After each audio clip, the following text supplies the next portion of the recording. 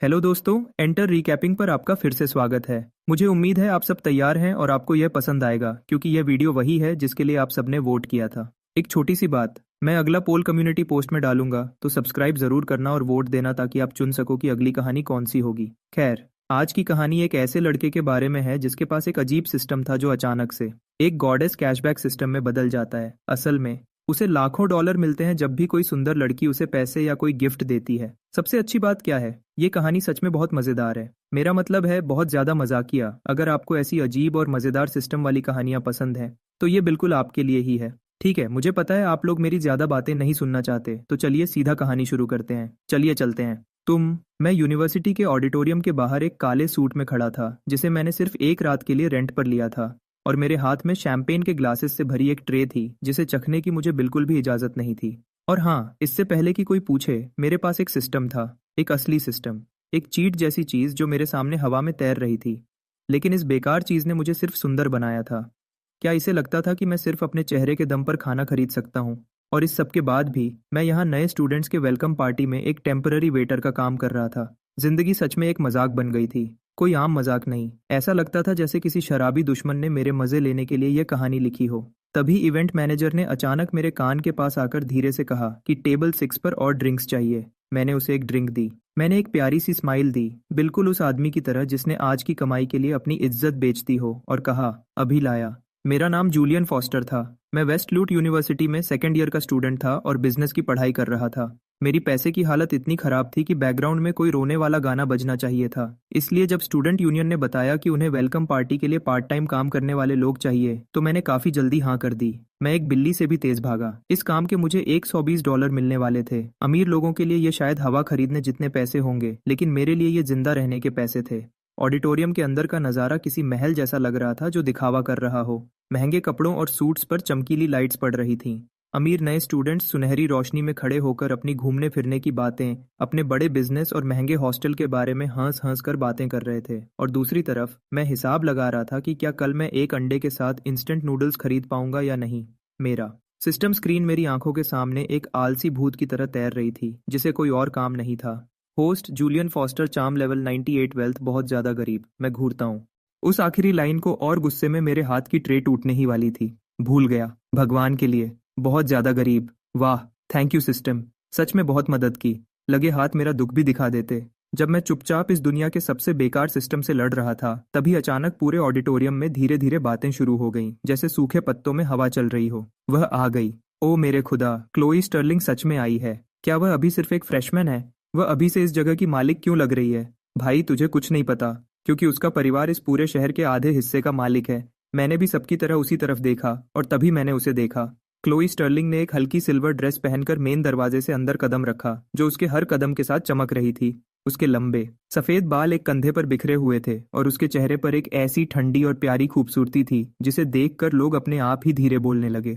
कुछ लड़कियां क्यूट होती हैं, कुछ ग्लैमरस होती हैं, लेकिन यह लड़की क्लोई स्टर्लिंग इतनी सुंदर थी कि उसके पहुंचने से पहले ही सिक्योरिटी गार्ड्स दरवाजा खोल देते थे। एक अमीर खूबसूरत लड़की, वह स्टर्लिंग ग्रुप की सबसे बड़ी बेटी थी जो इस इलाके के सबसे अमीर परिवारों में से एक था। भले ही उसने अभी वेस्ट लूट यूनिवर्सिटी में एडमिशन लिया था, लेकिन उसका नाम पहले ही पूरे कैंपस में छा गया था। लोग उसे स्कूल की देवी, बर्फ की रानी, सबसे अमीर नए स्टूडेंट कहते थे। और वह लड़की जिसने एक बार स्पोर्ट्स कार के साथ प्रपोज करने वाले को यह कहकर मना कर दिया था कि क्या यह तुम्हारे परिवार की सबसे सस्ती कार है।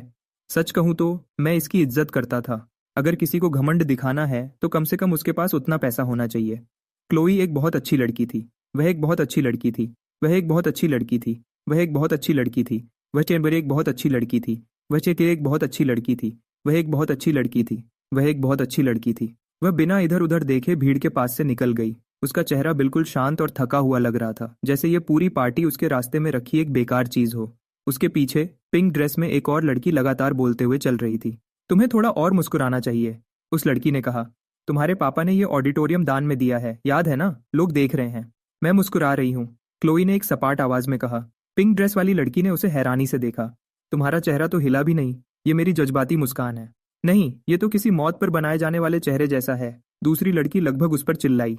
यह सुनकर मुझे लगभग हंसी आ गई, लेकिन इवेंट मैनेजर ने तुरंत मुझे गुस्से से देखा। सही बात है, मैं भूल गया था, गरीब लोगों को ड्रिंक्स पकड़ते हुए मजाक का आनंद लेने की इजाजत नहीं थी, इसलिए मैंने अपना सिर झुकाया और वापस काम पर लग गया। अगले 1 घंटे तक मैं एक प्रोफेशनल बैकग्राउंड कैरेक्टर की तरह टेबल्स के बीच घूमता रहा। मैंने ड्रिंक्स डाली, खाली प्लेट्स उठाई और अमीर स्टूडेंट्स की ऐसी अजीब बातें न सुनने का नाटक किया जैसे मेरे पापा ने मुझे सिर्फ एक सिंपल मेबक दिलाई क्योंकि वह कहते हैं कि कॉलेज डिसिप्लिन सीखने के लिए है। डिसिप्लिन? हाँ, वह डिसिप्लिन वाली बात मेरे लिए सबसे बड़ा मजाक होती। मैंने अपने किराए के जूतों की तरफ देखा जो आधा साइज छोटे थे और इस वक्त मेरे पैरों की उंगलियों को दर्द दे रहे थे। अगर यह डिसिप्लिन था तो मेरे पैर अब तक संत बन चुके थे। फिर अचानक किसी ने मेरे कंधे पर हाथ रखा। मैंने मुड़कर देखा तो मेरा रूममेट टाइलर मुझे देखकर हंस रहा था। उसने वेटर की यूनिफॉर्म पहनी थी जो साफ तौर पर उससे 2 साइज बड़ी थी।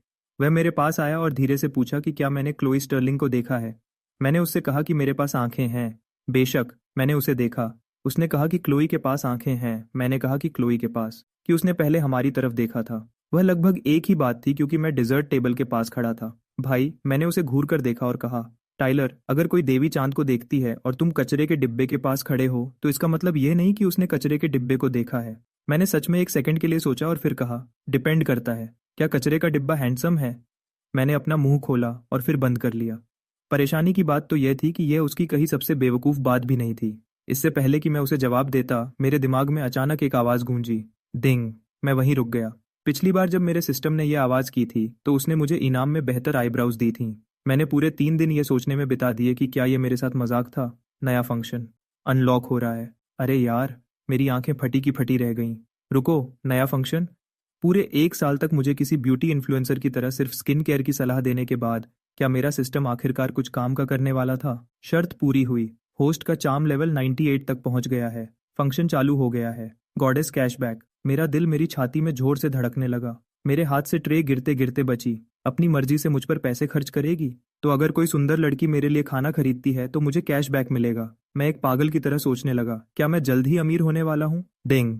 बिगिनर प्रोटेक्शन पीरियड चालू हो गया है। पहला सही ट्रांजैक्शन होने पर पक्का बड़ा फायदा मिलेगा। कृपया पहला ट्रांजैक्शन 24 घंटों के अंदर करें।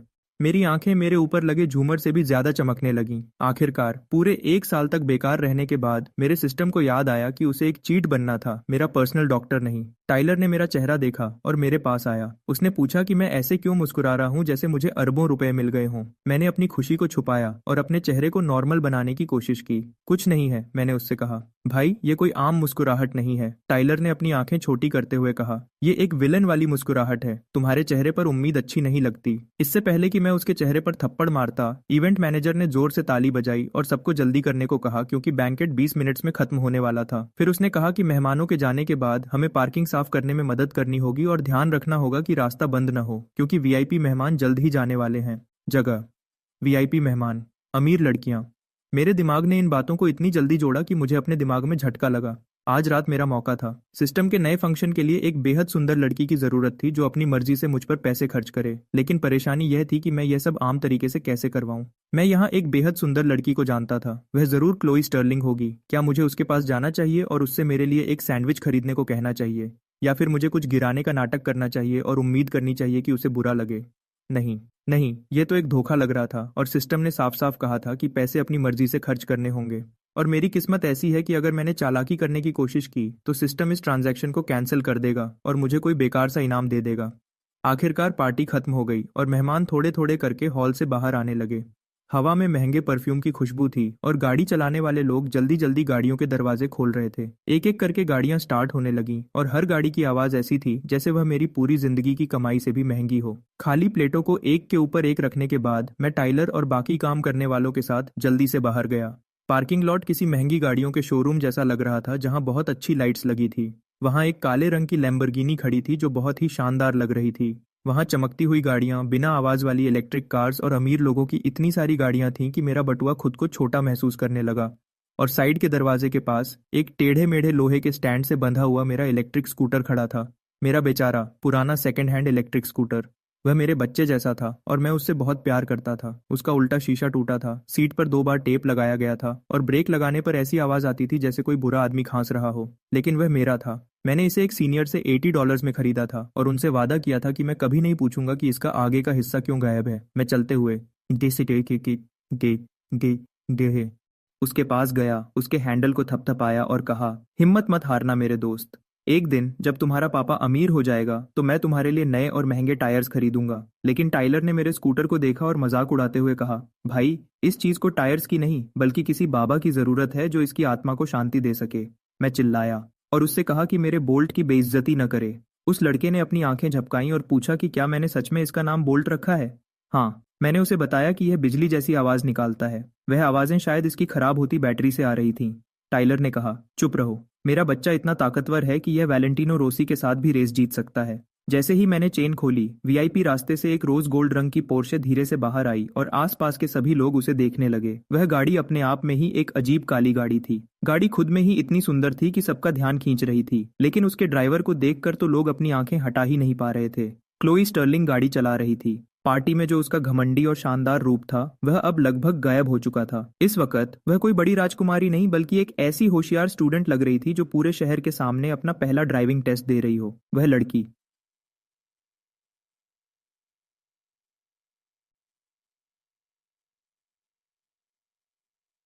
जो पिंक ड्रेस में थी उसके पास बैठी हुई थी और घबराहट में अपने हाथ हिला रही थी। उसने क्लोई से लेफ्ट मुड़ने को कहा, फिर जल्दी से अपनी बात बदली और कहा कि नहीं, दूसरी तरफ लेफ्ट मुड़ो। क्लोई का चेहरा परेशान था जैसे उसने कहा, लेकिन उस लड़की ने तुरंत बताया कि क्लोई राइट तरफ मुड़ रही है। क्लोई ने कहा, उसने कहा कि वह एडजस्ट कर रही है, लेकिन दूसरी लड़की ने उसे समझाया कि उसका निशाना एक कचरे के डिब्बे पर है। मेरा हेलमेट मेरे सिर पर आधा ही था। पता नहीं क्यों मुझे अचानक लगा कि कुछ बहुत बुरा होने वाला है। टाइलर ने भी यह देख लिया और वह धीरे से मेरे पीछे छुप गया जैसे मैं कोई ढाल हूं। उसने कहा, जूलियन। मैंने पूछा, क्या? अब तुम्हें क्या चाहिए? क्लोई तुम्हारे बोल्ट पर हमला करने वाली है। इससे पहले कि मैं कुछ समझ पाता, पोर्शे झटके से आगे बढ़ी और हमारी तरफ आने लगी। मेरी तो जान ही निकल गई। बिली, ब्रेक लगाओ! पास वाली सीट पर बैठी लड़की जोर से चिल्लाई। क्लोई ने किसी चीज पर पैर तो दबाया, लेकिन इंजन की जोरदार आवाज से साफ पता चल रहा था कि वह ब्रेक बिल्कुल नहीं था। आखिरकार वह पोर्शे तेजी से मेरी तरफ आई और मेरा इलेक्ट्रिक स्कूटर उड़कर दूर जा गिरा। उसके गिरने की आवाज बहुत ही दर्दनाक थी। एकदम से पूरे पार्किंग लॉट में सन्नाटा छा गया। बिल्कुल खामोशी। ऐसा लगा जैसे वहां खड़ी लैम्बोर्गिनी भी अपनी सांस रोककर देख रही हो। मैं हाथ में हेलमेट लिए वहां खड़ा रहा और जमीन पर गिरे अपने बोल्ट को देखता रहा।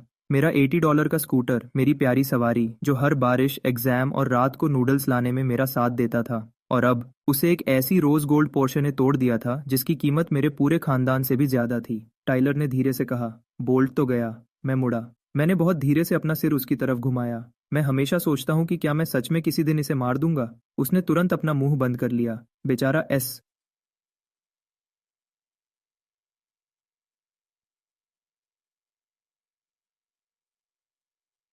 कुछ फीट दूर रुक गई। पूरे 2 सेकंड तक कोई नहीं हिला। फिर ड्राइवर का दरवाजा खुला और क्लोई स्टर्लिंग बाहर आई।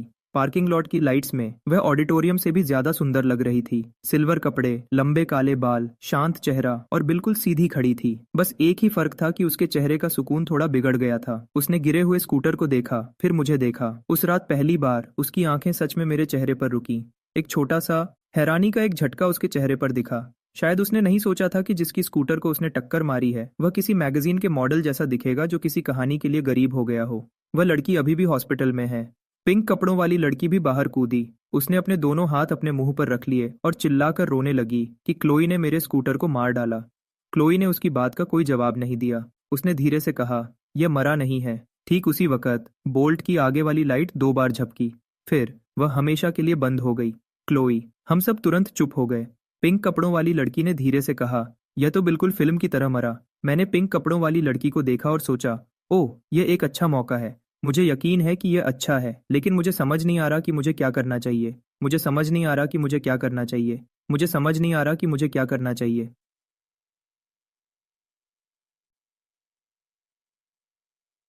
एक गहरी सांस ली। शांत रहो जूलियन। ये एक बेहद खूबसूरत लड़की थी। ये सिस्टम मिशन के लिए पैसे खर्च करने का एक अच्छा मौका था। और यार, सबके सामने एक पुराने स्कूटर के लिए रोने का यह सही वक्त नहीं था, भले ही उस स्कूटर ने मेरी जिंदगी में बहुत से लोगों से ज्यादा मेरा साथ दिया था। क्लोई मेरी तरफ बढ़ी। उसका चेहरा अभी भी शांत था, लेकिन उसके कान थोड़े लाल हो गए थे। उसने कहा, मुझे माफ करना, मैंने ब्रेक की जगह स्पीड बढ़ाने वाला एक्सेलरेटर दबा दिया था।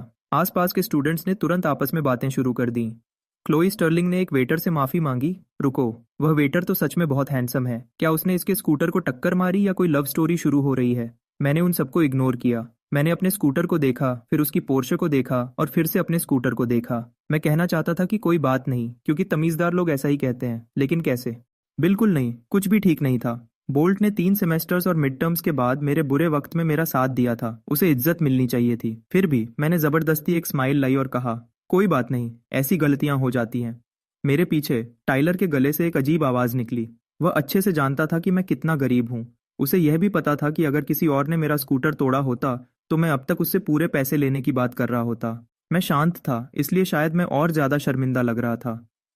नहीं, उसने टूटे हुए स्कूटर को देखते हुए कहा, यह मेरी गलती थी। मैं तुम्हारे नुकसान का पैसा दे दूंगी। आखिरकार उसने वह जादुई शब्द बोल ही दिया, नुकसान का पैसा। जैसे ही मैंने यह सुना, मेरी आंखों के कोने में सिस्टम की स्क्रीन हिलने लगी, जैसे उसे पैसे की खुशबू आ गई हो। सही टारगेट मिल गया है। नाम क्लोई स्टर्लिंग, गॉडेस स्कोर 97, खर्च करने के लायक, एलिजिबल। मेरा दिल तेजी से धड़कने लगा। एलिजिबल? वह सच में एलिजिबल थी। क्लोई ने अचानक अपना फोन निकाला और मुझसे पूछा कि स्कूटर कितने का था। मैंने बोल्ट को देखा, जो अभी भी जमीन पर एक बहादुर सैनिक की तरह लेटा था जो जंग हार गया हो। अगर मैं सच बताऊं तो यह मुझे $80 का मिला था, लेकिन अगर मैं इससे अपने लगाव की बात करूं तो यह कम से कम $3 मिलियन का था। खैर, भले ही गरीबी सालों से मेरी जान ले रही थी, लेकिन मुझ में अभी भी थोड़ी सी इंसानियत बची थी। इसलिए मैंने उससे कहा, मैंने इसे सेकंड हैंड $80 में खरीदा था। क्लोई खुश थी। उसने अपनी आंखें झपकाईं। पिंक ड्रेस वाली लड़की ने भी अपनी आंखें झपकाईं और वहां खड़े अमीर स्टूडेंट्स ने भी अपनी आंखें झपकाईं। भीड़ आपस में धीरे से बड़बड़ाने लगी। क्लोई ने अपने होंठ ऐसे दबाए जैसे उस नंबर ने उसके खानदान के टैक्स लेवल पर हमला कर दिया हो। फिर उसने पूछा, सिर्फ 80? मैंने हाँ में सिर हिलाया और कहा, हाँ। उसने थोड़ी हैरानी से कहा कि यह तो बहुत कम लग रहा है। मैंने समझाया कि जब मैंने स्कूटर खरीदा था तब वह पहले से ही पुराना था। क्लोई ने फिर से बोल्ट को देखा और एक सेकंड के लिए ऐसा लगा जैसे वह यह समझने की कोशिश कर रही हो कि कोई गाड़ी किसी महंगे होटल के एक स्टार्टर से भी सस्ती कैसे हो सकती है। आखिरकार उसने कहा, मैं तुम्हें 5,000 ट्रांसफर कर दूंगी। मेरा दिमाग चलना बंद हो गया। 5,000 बोल्ट के लिए? अगर बोल्ट की कोई आत्मा होती तो वह जमीन से उठ खड़ी होती और उसे सैल्यूट करती। लेकिन इससे पहले कि मैं कोई जवाब देता, पिंक ड्रेस वाली लड़की ने जल्दी से क्लोई का हाथ पकड़ा और उसे रुकने को कहा। उसने कहा कि अगर क्लोई ने अचानक यहीं पर मुझे पैसे ट्रांसफर कर दिए तो यह अजीब लगेगा, इसलिए उन्हें इसे ढंग से हैंडल करना चाहिए और पहले मेरा कॉन्टैक्ट नंबर लेना चाहिए। क्लोई ने इस बारे में ध्यान से सोचा, फिर सिर हिलाया और मेरी तरफ देखा। उसने कहा, मुझे ऐड करो। खर्च का अंदाजा लगाने के बाद मैं रिपेयर या बदलने का खर्च दे दूंगी। मेरा फोन बजा। क्लोई स्टर्लिंग को ऐड करना, जो कैंपस की गॉडेस है, जिसके बारे में सब बातें करते हैं। हाँ बिल्कुल। मैंने अपना पुराना नोकिया फ्लिप फोन निकाला जिसका कोना टूटा हुआ था और मैसेजिंग ऐप खोला। एक डरावने सेकंड के लिए स्क्रीन फ्रीज हो गई। मैं घबरा गया। हे भगवान, प्लीज अभी नहीं, इस गॉडेस के सामने तो बिल्कुल नहीं। शुक्र है भगवान ने मेरी फरियाद सुन ली और मेरा फोन आखिरकार चलने लगा। शायद इसलिए क्योंकि उसे भी सबके सामने बेइज्जती होने का डर था। क्लोई ने मेरा कोड स्कैन किया और जैसे ही उसकी प्रोफाइल मेरी स्क्रीन पर आई, टाइलर ने पीछे से मेरे कंधे पर उंगलियां दबा दी। उसका चेहरा साफ कह रहा था, भाई, जब तुम अमीर बन जाओगे तो उसे याद रखना जो तुम्हारे टूटे हुए स्कूटर पर तुम्हारे साथ हंसा था। क्लोई ने मेरा कॉन्टैक्ट जूलियन फॉस्टर के नाम से सेव किया, फिर पूछा कि क्या मुझे चोट लगी है।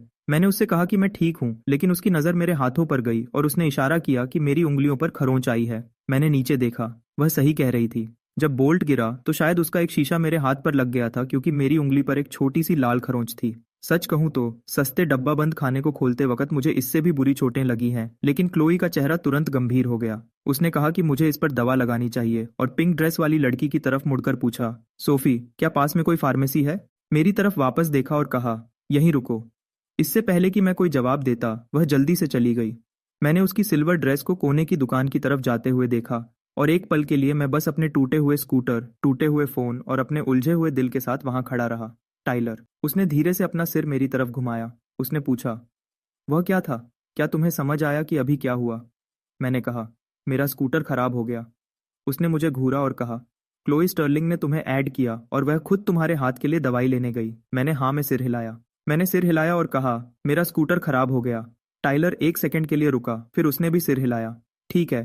5 मिनट बाद क्लोई वापस आई। उसके हाथ में एक छोटा सफेद प्लास्टिक का बैग था। उसने पानी की एक बोतल, साफ करने वाले वाइप्स और पट्टी का एक पैकेट निकाला। फिर उसने मुझसे पहले चोट को धोने के लिए कहा। मैंने बोतल को घूरा। वह एवियन पानी की बोतल थी। दुकान का लेबल अभी भी उस पर लगा था। अमीर लोग सच में बहुत बड़े होते हैं, धोने के लिए भी इतना महंगा पानी। फिर क्लोई ने ढक्कन खोला और बोतल मुझे दे दी। जैसे ही मेरी उंगलियों ने उसे छुआ, मेरे दिमाग के अंदर सिस्टम चल उठा। डिंग, सही खर्चा मिला। Target Chloe Stirling. होस्ट पर खर्च की गई रकम $2। नए यूजर का फायदा चालू हो गया है। कैशबैक मल्टीप्लायर 1 मिलियन गुना। कैशबैक की रकम $2 मिलियन। पैसे सही तरीके से होस्ट के प्राइवेट अकाउंट में भेज दिए गए हैं। मैं मैं पूरी तरह सुन्न हो गया। मेरे हाथ बोतल के पास हवा में ही रुक गए और पूरे 3 सेकंड तक मेरे दिमाग में कोई सोच नहीं आई। कुछ भी नहीं। ये बिल्कुल एक खाली कमरे जैसा था जिसके बीच में $2 मिलियन रखे हों। फिर मेरे फोन पर घंटी बजी। बैंक का मैसेज आया। उसमें लिखा था कि आपके अकाउंट जिसके आखिर में 9927 है उसमें $2 मिलियन जमा हो गए हैं। अभी का बैलेंस $2 मिलियन और $10 है। उस पल मुझे सच में लगा कि क्या मैं बोल्ट के साथ मर गया हूं और ये मरने के बाद का कोई अजीब इनाम है। $2 मिलियन, $1-2 की पानी की बोतल $2 मिलियन में बदल गई थी मेरी जिंदगी। मेरे घुटने बिल्कुल जवाब देने वाले थे। बाहर से मैंने अपना चेहरा शांत रखा, लेकिन अंदर से मेरी आत्मा चश्मा पहनकर पार्किंग लॉट में खुशी से कूद रही थी। क्लोई ने देखा कि मैं रुक गया हूं और उसने थोड़ी त्योरी चढ़ाई। क्या दर्द हो रहा है? उसने पूछा। मैंने उसे देखा। दर्द? मिस स्टर्लिंग, आपने तो पानी की एक बोतल से मेरे पूरे खानदान को नया जीवन दे दिया है। मैंने धीरे से एक घूंट लिया। पानी का स्वाद बिल्कुल अमीरी जैसा था। मैंने आराम से कहा, नहीं, अब बहुत बेहतर लग रहा है। क्लोई के चेहरे के भाव थोड़े नर्म हुए। सोफी अचानक थोड़ा पास आई और जोर से फुसफुसाई, उसे बताने के लिए क्योंकि इस बोतल की कीमत $2 मिलियन है, मिस पिंक ड्रेस। ये पानी मेरी कॉलेज की फीस भर सकता है, मेरे माँ बाप का कर्ज उतार सकता है, मेरा किराया दे सकता है, और फिर भी इतने पैसे बच जाएंगे कि बोल्ट के लिए सोने का ताबूत खरीदा जा सके।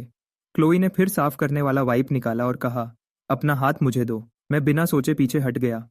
मैं ये खुद कर सकता हूँ, मैंने कहा। क्लोई रुक गई। पास खड़े स्टूडेंट्स तुरंत फिर से हैरान हो गए। उसने उसकी मदद लेने से मना कर दिया। उसने क्लोई स्टर्लिंग को मना कर दिया। एक और लड़का भी हैरान था। यह लड़का या तो बहुत बहादुर है या फिर पागल है। सोफी ने अपना मुंह बंद कर लिया, लेकिन उसकी आंखें बातें जानने के लिए चमक रही थीं। उसने कहा, अपनी आंखें छोटी करके मुझे देख रही थी। पता नहीं क्यों, जैसे ही मैंने मना किया उसके अंदर का मुकाबला करने का जज्बा जाग गया। चोट मेरी वजह से लगी है, इसलिए मुझे ही इसे ठीक करना चाहिए। उसकी आवाज शांत थी, लेकिन ऐसी शांत जिसमें बहस की कोई गुंजाइश नहीं थी। मैं हिचकिचाया। अगर उसने मेरे लिए वाइप यूज किया तो क्या वह भी खर्च करने में काउंट होगा? लेकिन जब लोए ने मेरा हाथ पकड़ा तो सिस्टम शांत रहा। चलो अच्छा है, कोई दूसरी डिंग की आवाज नहीं आई। उसके हाथ ठंडे और नरम थे, और पता नहीं क्यों इसने मुझे $2 मिलियन के बैंक अलर्ट से भी ज्यादा नर्वस कर दिया। उसने ध्यान से मेरे हाथ की खरोंच को साफ किया और फिर उस पर बैंडेज ऐसे लगाई जैसे कोई बहुत बड़ी चोट हो, जबकि वह एक छोटा सा निशान था जो एक कागज के कटने से भी छोटा था। पूरा पार्किंग लॉट हमें ऐसे देख रहा था जैसे कोई बड़ा देश का फंक्शन चल रहा हो। टाइलर मेरे पीछे खड़ा था। उसका मुंह खुला का खुला रह गया था। मुझे उसकी तरफ देखने की भी जरूरत नहीं थी यह जानने के लिए कि वह क्या सोच रहा है। मुझे किसी तरह उसकी अजीब सी आवाज भी सुनाई दे रही थी। क्लोई ने काम खत्म किया, मेरा हाथ छोड़ा और कहा, और क्या? जब मैंने उसे थैंक यू कहा तो उसने अपना सिर हिलाया और कहा कि माफी तो उसे मांगनी चाहिए। फिर उसने क्लोई ने फिर से गिरे हुए स्कूटर की तरफ देखा और कहा कि वह किसी को भेजकर इसे उठवा लेगी और कल मुझे एक नया स्कूटर भेज देगी। मैंने जल्दी से कहा कि इसकी कोई जरूरत नहीं है। उसने तुरंत अजीब तरीके से देखा और पूछा, क्यों? क्योंकि अगर तुमने मुझ पर और पैसे खर्च किए तो मेरा बैंक अकाउंट सीधा ऊपर चला जाएगा और मैं इसके लिए बिल्कुल तैयार नहीं हूँ। बेशक मैं यह बात जोर से नहीं कह सकता था, इसलिए मैंने अपना चेहरा शांत रखा और कहा, यह तो बस एक स्कूटर है, मैं देख लूंगा। उसी पर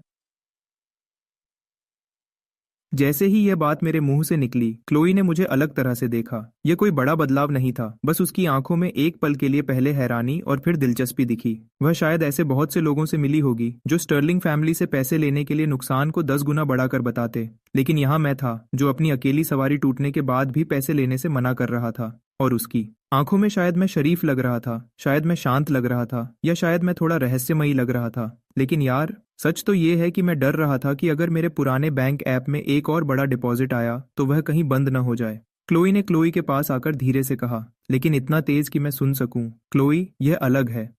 मैंने हल्का सा खांसा। अलग? हाँ, मैं अलग था। अलग लेवल का गरीब, अलग लेवल का डर और अलग लेवल का नाटक कि मैं दिमाग में नहीं चिल्ला रहा था जब मुझे पानी की बोतल से $2 मिलियन का मैसेज आया था। क्लोई ने मुझे एक और सेकंड देखा, फिर पूछा कि मेरा सब्जेक्ट क्या है। मैंने सच बताया कि मैं बिजनेस का सेकंड ईयर स्टूडेंट हूँ। फिर उसने पूछा कि क्या मैं अक्सर बैंकेट का काम करता हूँ। मैंने कहा, हाँ, जब भी मौका मिलता है। उसने मेरे रेंटेड सूट को देखा, फिर मेरे पुराने फोन को, और फिर जमीन पर पड़े बोल्ट के खराब शरीर को। उसके चेहरे के भाव बदल गए। इससे मैं नर्वस हो गया, इसलिए नहीं कि वह सुंदर थी। हाँ, वह सुंदर तो थी। मैं इसलिए नर्वस हुआ क्योंकि जब अमीर लोग सोचने लगते हैं तो इसका मतलब होता है कि वे किसी की जांच करने वाले हैं। इससे पहले कि क्लोई मुझसे कुछ और पूछती, एक काली रोल्स रॉयस आराम से पार्किंग लॉट में आई और उसकी पोर्शे के पास रुक गई। सूट पहने एक अधेड़ उम्र के ड्राइवर ने जल्दी से बाहर आकर पीछे का दरवाजा खोला। फिर एक औरत बाहर आई। पूरे पार्किंग लॉट का माहौल बदल गया। ऐसा लगा जैसे ठंड थोड़ी बढ़ गई हो। क्या आप एक काली रोल्स रॉयस की तरह दिखते हैं? वह लगभग लेट 20s की थी। उसने एक सुंदर काला बिजनेस सूट और सोने की पतली बालियां पहनी थीं। उसके लंबे बाल पीछे अच्छे से बंधे हुए थे और उसका चेहरा इतना सुंदर था कि आसपास के शोर मचाते स्टूडेंट्स भी चुप हो गए। सोफी तुरंत सीधी खड़ी हो गई। क्लोई के चेहरे के भाव भी थोड़े बदल गए। दीदी, क्लोई ने कहा। दीदी? मेरी सिस्टम स्क्रीन तुरंत चमकी। एक नया टारगेट मिला। नाम डायना स्टर्लिंग, गॉडेस स्कोर 99, पहचान स्टर्लिंग ग्रुप की एक्टिंग प्रेसिडेंट, खर्च करने के लायक। हाँ, मेरी उंगलियां कांपने लगीं। 99। क्लोई पहले ही 97 पर बहुत खतरनाक थी। उसकी दीदी तो बिल्कुल एक परी जैसी थी। डायना स्टर्लिंग ने आसपास देखा। उसने पोर्शे के खराब बम्पर को देखा, जमीन पर पड़े बोल्ट को देखा, मेरे पास खड़ी क्लोई को देखा और मेरे हाथ पर बंधी पट्टी को देखा। आखिर में उसकी नजर मेरे चेहरे पर रुकी। एक पल के लिए उसके शांत चेहरे के भाव बदल गए। फिर उसने वह मुस्कुराई। वह बहुत सुंदर थी, लेकिन वह बहुत खतरनाक भी थी। मेरी धड़कन रुक सी गई। क्लोई, डायना ने धीरे से कहा, मुझे बताया गया कि तुमने किसी को टक्कर मारी है। क्लोई। सोफी ने अपने होंठ दबाए और बात को ठीक करते हुए कहा कि उसने मेरे स्कूटर को टक्कर मारी थी। डायना ने बोल्ट के बचे हुए हिस्सों को देखा और कहा, अच्छा, समझ गई। सोफी ने जल्दी से बीच में बोलकर समझाया कि यह एक एक्सीडेंट था और क्लोई ने एक्सेलरेटर को ब्रेक समझ लिया था। डायना अचानक मेरी तरफ बढ़ी और हर कदम के साथ उसकी हील्स की आवाज जमीन पर गूंजी। किसी तरह उसके चलने की आवाज भी बहुत बड़ी बिजनेस मीटिंग जैसी लग रही थी। मैं डायना स्टर्लिंग हूँ, उसने कहा। मेरी बहन ने आज रात आपको परेशानी दी। आपको चोट कैसे लगी? मैंने कहा कि मुझे चोट नहीं लगी और बताया कि यह बस एक छोटी सी खरोंच है। जब डायना ने मेरे हाथ पर बंधी पट्टी को देखा तो उसने पूछा कि क्या यह क्लोई ने बांधी है। मैंने बस हाँ में सिर हिला दिया। अचानक उसकी नजर थोड़ी बदली और उसने कहा, यह तो अजीब बात है। क्लोई ने कहा, मुझे माफ कर दो, मुझे माफ कर दो, मुझे माफ कर दो, मुझे माफ कर दो, मुझे माफ कर दो, मुझे माफ कर दो, मुझे माफ कर दो, मुझे माफ कर दो, मुझे माफ कर दो, मुझे माफ कर दो, मुझे माफ कर दो, मुझे माफ कर दो। डायना के कान फिर से लाल हो गए। दीदी, उसने शर्माते हुए कहा। ऐसा नहीं है। डायना ने उसे बिल्कुल इग्नोर किया और अपने पर्स से एक सुंदर काला कार्ड निकाला। क्योंकि यह हमारी गलती थी, हम आपको इसका पूरा हर्जाना देंगे। 5000 स्कूटर के लिए और 10,000 परेशानी के लिए। अगर आपको डॉक्टर के पास जाना पड़े तो बिल सीधे मेरे असिस्टेंट को भेज देना। फिर उसने कार्ड मेरी तरफ बढ़ाया। मेरी धड़कन रुक गई। 99 स्कोर वाली गॉडेस से $15,000। अगर मल्टीप्लायर पहले जैसा ही हुआ तो यह बहुत बड़ी रकम बन सकती है। नहीं नहीं, शांत हो जाओ जूलियन। मैंने अपना सिर हिलाया। शायद बिगिनर प्रोटेक्शन पहले ही यूज हो चुकी थी। शायद अगला मल्टीप्लायर छोटा हो, शायद यह सिर्फ डबल हो। लेकिन यार, डबल भी 30,000 होगा, जो पहले ही बहुत बड़ा है। लेकिन क्या होगा अगर ये उससे भी ज्यादा हुआ? क्या होगा अगर ये ट्रांजैक्शन मेरे बैंक अकाउंट में किसी तूफान की तरह आए? वह कार्ड हमारे बीच किसी खजाने की तरह था। सब लोग घूर रहे थे। टाइलर को देखकर लग रहा था कि वह मेरे लिए बेहोश होने वाला है। डायना थोड़ा और मुस्कुराई। ज्यादातर लोग उस पैसे को 1 सेकंड में ले लेते, लेकिन मैं तो 5 मिनट पहले ही करोड़पति बना था। मुझे अभी भी यकीन नहीं हो रहा था कि अब मैं बिना दुख के अपने नूडल्स के लिए और मीट खरीद सकता हूँ। मुझे थोड़ा वक्त चाहिए था, इसलिए मैंने धीरे से कार्ड को पीछे कर दिया। इसी की जरूरत नहीं है मिसेस स्टर्लिंग। पार्किंग लॉट में उस रात दूसरी बार बिल्कुल सन्नाटा छा गया। सोफी की आंखें बड़ी हो गईं और टाइलर ने अपने सीने को ऐसे पकड़ा जैसे मैंने उसे सच में चोट पहुंचाई हो। पास खड़े किसी ने धीरे से कहा, उसने डायना स्टर्लिंग के पैसे लेने से मना कर दिया। एना ने मेरी तरफ देखा और उसकी आंखों में हैरानी थी। यहाँ तक कि क्लोई भी हैरान रह गई। मैंने उसे गले लगाया और वह मुस्कुराई। मैंने उन्हें अपनी सबसे अच्छी स्माइल दी और कहा, वह तो बस एक पुराना स्कूटर था। मिस क्लोई ने पहले ही माफी मांग ली है और मेरे हाथ का इलाज भी कर दिया है। इतना काफी है। मेरे शब्द बहुत शांत और तमीज वाले लग रहे थे। सच कहूं तो मुझे खुद पर थोड़ा गर्व हो रहा था। वह थोड़े हीरो जैसे लग रहे थे। लेकिन अंदर ही अंदर मैं खुद पर चिल्ला रहा था। लेकिन मेरे अंदर से एक आवाज आई कि मुझे जल्दी नहीं करनी चाहिए। मुझे इस सिस्टम के बारे में अभी बहुत कम पता था। अगर मैं लालच दिखाता तो स्टर्लिंग बहनों को मुझ पर शक हो सकता था। मुझे शांत रहना था, आम दिखना था और थोड़ा मिस्टीरियस बनना था। हाँ, मैंने फैसला किया। बस कहानी को चलने दो। डायना ने धीरे से कार्ड पीछे खींच लिया, लेकिन उसकी आंखें तेज हो गईं, जैसे मैं कोई पहेली बन गया हूँ जिसे वह सुलझाना चाहती हो। तुम स्टर्लिंग परिवार के पैसे लेने से मना कर रहे हो? उसने पूछा। मैंने अपना चेहरा शांत रखा और कहा, मैं बहुत ज्यादा पैसे लेने से मना कर रहा हूँ, लेकिन ज्यादातर लोग इसे ज्यादा नहीं समझेंगे। उसने कहा, मैं आम लोगों जैसा नहीं हूँ। मैंने पूरे यकीन के साथ कहा। जैसे ही ये शब्द मेरे मुंह से निकले, मेरा दिल किया कि मैं खुद को एक थप्पड़ मारूं। यह सुनने में इतना कूल क्यों लगा? मेरे मुंह को किसने इजाजत दी कि वह किसी ड्रामा के हीरो की तरह बात करे? मैंने किराए के जूते पहने हुए थे और एक खराब स्कूटर के पास खड़ा था। मुझे इतना कूल बनने का कोई हक नहीं था। डायना ने मुझे थोड़ी देर तक देखा और फिर वह धीरे से हंसी।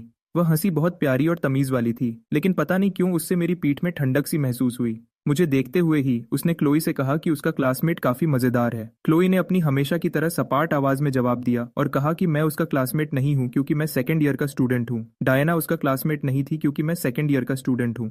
आयना की स्माइल और बड़ी हो गई। उसने क्लोई से पूछा कि क्या उसने मुझसे पहले ही इस बारे में पूछा था। क्लोई अचानक खामोश हो गई और अचानक सोफी का गॉसिप रेडार सिर्फ चालू नहीं हुआ बल्कि फट गया। मैंने अपना गला साफ किया क्योंकि हमारे आसपास का माहौल बहुत अजीब हो रहा था। मैंने कहा कि अगर कोई और बात नहीं है तो मुझे अब निकलना चाहिए। फिर मैं नीचे झुका और बोल्ट को उठाने की कोशिश की, लेकिन आगे का पहिया तुरंत ही निकलकर गिर गया। सब लोग उस पहिए को देखने लगे। मैंने भी उस पहिए को देखा। अरे यार प्लीज, क्या तुम मुझे मेरे इस मिस्टीरियस अमीर आदमी वाले नाटक के बीच में ऐसे जलील नहीं कर सकते। टाइलर जल्दी से भागकर आया और कहा कि वह मेरी मदद करेगा, इसलिए हम दोनों ने स्कूटर के उस टूटे फूटे शरीर को पकड़ा और उसे एक साथ उठाने की कोशिश की। इस बीच डायना ने लगभग 2 सेकंड तक हमें परेशान होते हुए देखा और फिर अपने ड्राइवर से कहा कि एक टो ट्रक का इंतजाम करे। बिना सोचे मैंने कहा कि इसकी कोई जरूरत नहीं है, लेकिन डायना ने अपनी एक आईब्राउ ऊपर की, इसलिए मैंने अपना मुंह बंद कर लिया। वैसे भी ड्राइवर पहले ही किसी को फोन कर रहा था। फिर क्लोई थोड़ा पास आई और मुझसे कहा कि कम से कम उन्हें इसे टो करके ले जाने दो। उसकी आवाज पहले से नरम थी और इस बार मैं उसमें सच में पछतावा महसूस कर सकता था। मैंने उसकी तरफ देखा और समझ गया कि उस घमंडी अमीर लड़की के पीछे उसे सच में बुरा लगा था। अगर मैं हर चीज के लिए मना करता रहता तो माहौल और ज्यादा अजीब हो जाता, इसलिए मैंने हाँ में सिर हिलाया और कहा कि वह इसे टो कर सकते हैं। मैंने उसे थैंक यू भी कहा। क्लोई के का कंधे थोड़े ढीले हुए, जैसे उसने अपनी सांस रोक रखी हो। फिर मेरे दिमाग में सिस्टम की घंटी बजी।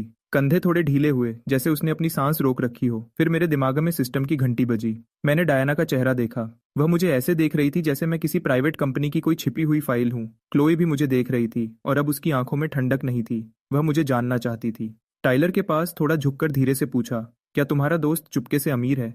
टाइलर ने, जो खुद एक अजीब इंसान है, मेरे किराए के जूतों को देखा, फिर मेरे चेहरे को देखा और फिर स्टर्लिंग बहनों को देखा।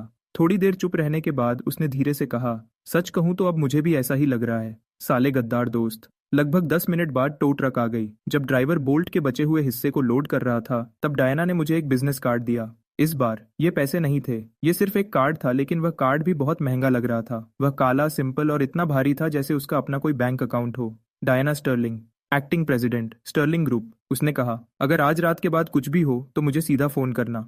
मैं कार की तरफ कुछ कदम पीछे हटा और फिर गाड़ी चलाने लगा। मैं सड़क के किनारे गाड़ी चला रहा था और तभी मैंने एक गाड़ी को पास से गुजरते हुए सुना। मैं सड़क के किनारे गाड़ी चला रहा था और तभी मैंने एक गाड़ी को पास से गुजरते हुए सुना। मैंने कार्ड को ध्यान से ले लिया। सिस्टम से कोई आवाज नहीं आई। अच्छा है, बिजनेस कार्ड सेफ थे, शायद। क्लोई अपना फोन हाथ में पकड़े हुए डायना के पास खड़ी थी। उसने बताया कि हम दोनों पहले से ही कनेक्टेड हैं। अचानक डायना ने उसकी तरफ देखा, लेकिन क्लोई ने अपना चेहरा घुमा लिया। किसी तरह सोफी का चेहरा देखकर लग रहा था कि वह अंदर ही अंदर चिल्ला रही है। उसे दोनों बहनों के बीच एक लव ट्रायंगल दिख रहा था। खैर, जाने से पहले क्लोई ने एक बार फिर मेरी तरफ देखा और कहा कि उसे मेरे स्कूटर के लिए दुहक है। मैंने उसे एक छोटी सी स्माइल दी। वह इज्जत के साथ मरा।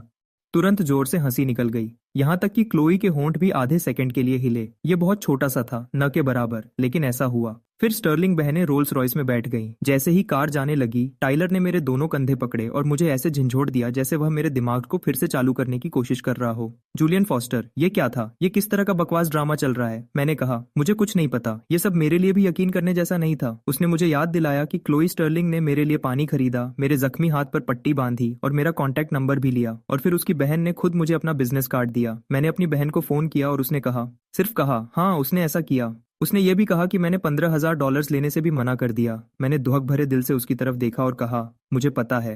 वह मुझे ऐसे घूरने लगा जैसे मैंने दुनिया के सारे गरीबों की बेइज्जती कर दी हो। क्या तुम बीमार हो? उस बेवकूफ को छोड़ो। मैंने बस अपना फोन निकाला और अपनी बैंक ऐप को फिर से खोला। वह नंबर अभी भी वहां था, $2 मिलियन। मैं कोई सपना नहीं देख रहा था, मैं अमीर था, सच में अमीर। कोई फ्री कूपन वाला अमीर नहीं, न ही पुरानी जीन्स में $10 मिलने वाला अमीर। मैं $2 मिलियन वाला अमीर था। टाइलर ने मेरा चेहरा देखा और पूछा कि मैं क्या देख रहा हूँ, लेकिन मैंने तुरंत अपना फोन लॉक कर दिया और कहा कि कुछ नहीं है। उसने अपनी आंखें छोटी की। आज रात यह दूसरी बार है जब तुम ऐसे मुस्कुरा रहे हो और कह रहे हो कि कुछ नहीं है। मुझे इससे नफरत है। मैंने उसके कंधे को थपथपाया और पूछा कि क्या तुम चमत्कार पर यकीन करते हो? उसने उस सड़क की तरफ देखा जहां रोल्स रॉयस गायब हो गई थी और कहा, आज रात के बाद भाई, मुझे लगता है कि अमीर औरतों से स्कूटर ठुकवाना भी एक करियर हो सकता है। मुझे लगभग हंसी आ गई, लेकिन इससे पहले कि मैं जवाब देता, मेरे फोन पर एक मैसेज आया। यह क्लोई स्टर्लिंग का मैसेज था। मुझे अपना पता भेजो, मैं कल एक नया स्कूटर भिजवा दूंगी। मैं स्क्रीन को देखता रहा, तभी मेरे सिस्टम की स्क्रीन धीरे से चमकी। खर्च करने का मौका मिला है। चीज, नया इलेक्ट्रिक स्कूटर, कीमत $3,000 से $12,000 के बीच। Target, Chloe Sterling, cashback multiplier, pending. मेरा गला अचानक सूख गया। एक नया स्कूटर, वह भी क्लोई के पैसों से। अगर मल्टीप्लायर छोटा भी होता तो भी ये बहुत सारे पैसे होते, लेकिन अगर मल्टीप्लायर बड़ा हुआ तो मैं अमीर से सीधा शक के घेरे में आ सकता हूँ। तभी मेरे फोन पर एक और मैसेज आया। ये किसी अनजान नंबर से था। मिस्टर फॉस्टर, मैं डायना स्टर्लिंग बोल रही हूँ। मैं एक बात बताना भूल गई थी। कल शाम को स्टर्लिंग फैमिली एक प्राइवेट चैरिटी ऑक्शन रख रही है। मेरी बहन को आज रात की बात के लिए अभी भी बुरा लग रहा है। मैं चाहती हूँ कि आप हमारे मेहमान बनकर आएं ताकि वह आपसे ढंग से माफी मांग सके। मेरी उंगलियां रुक गईं। स्टर्लिंग फैमिली का एक प्राइवेट चैरिटी ऑक्शन, इसका मतलब हर तरफ अमीर लोग होंगे। और अगर मेरा सिस्टम सही था तो शायद अमीर लड़कियां भी। डिंग, मिशन शुरू हुआ। स्टर्लिंग चैरिटी ऑक्शन में जाना। मिशन का इशारा, अमीर लड़कियों पर खर्च करने का बड़ा मौका। मिशन का इनाम, पता नहीं, हारने पर नुकसान, कुछ नहीं। मैंने धीरे से अपना सिर उठाया और रात के आसमान की तरफ देखा। 24 घंटे पहले मैं एक गरीब वेटर था जिसका चेहरा अच्छा था और जेब में सिर्फ $30 थे। और अब, क्योंकि मेरे सिस्टम ने अचानक मुझे पैसे देने शुरू कर दिए, मेरे पास $2 मिलियन थे। कैंपस की सबसे सुंदर लड़की का नंबर मेरे फोन में था। उसकी अरबपति बहन मुझे एक प्राइवेट ऑक्शन में बुला रही थी और एक खराब स्कूटर था जिसने किसी तरह खुद को कुर्बान करके मेरे लिए अमीरी के दरवाजे खोल दिए थे। मैंने अपना सिर हिलाया और डायना को एक शब्द लिखकर भेजा, ओके।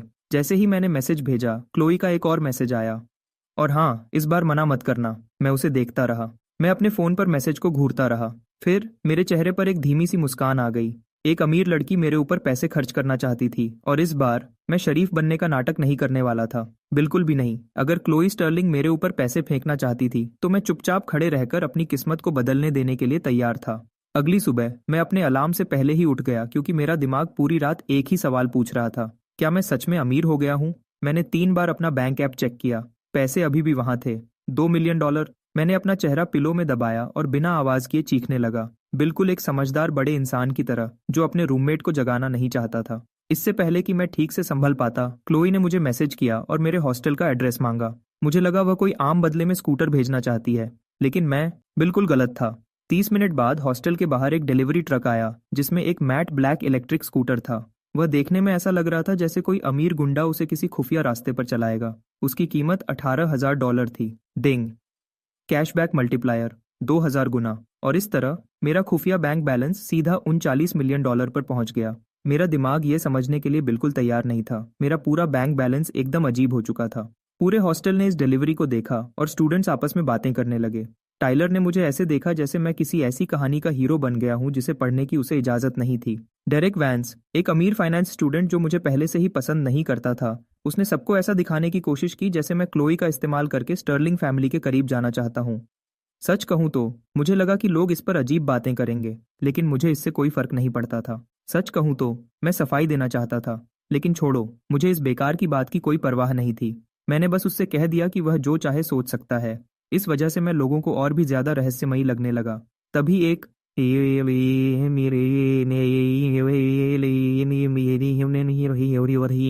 औरत एक काली गाड़ी में आई। वह उस रात होने वाले चैरिटी ऑक्शन के लिए डायना स्टर्लिंग की तरफ से 3 फॉर्मल सूट्स लेकर आई थी। उसने अपना नाम रेचल बताया, जो डायना की असिस्टेंट थी। डायना का नाम सुनते ही पूरे हॉस्टल में सन्नाटा छा गया। क्लोई का मुझे स्कूटर भेजना ही बहुत बड़ी बात थी, लेकिन अब डायना स्टर्लिंग का मेरे लिए कपड़े और गाड़ी भेजना ऐसा लग रहा था जैसे मैं कोई बहुत बड़ा इंसान हूं जो अपनी पहचान छुपा रहा है। अचानक मेरे बैंक अकाउंट में $70 मिलियन आ गए, सिर्फ इसलिए क्योंकि एक फीमेल सीईओ को मेरे कपड़ों पर भरोसा नहीं था। मैं तो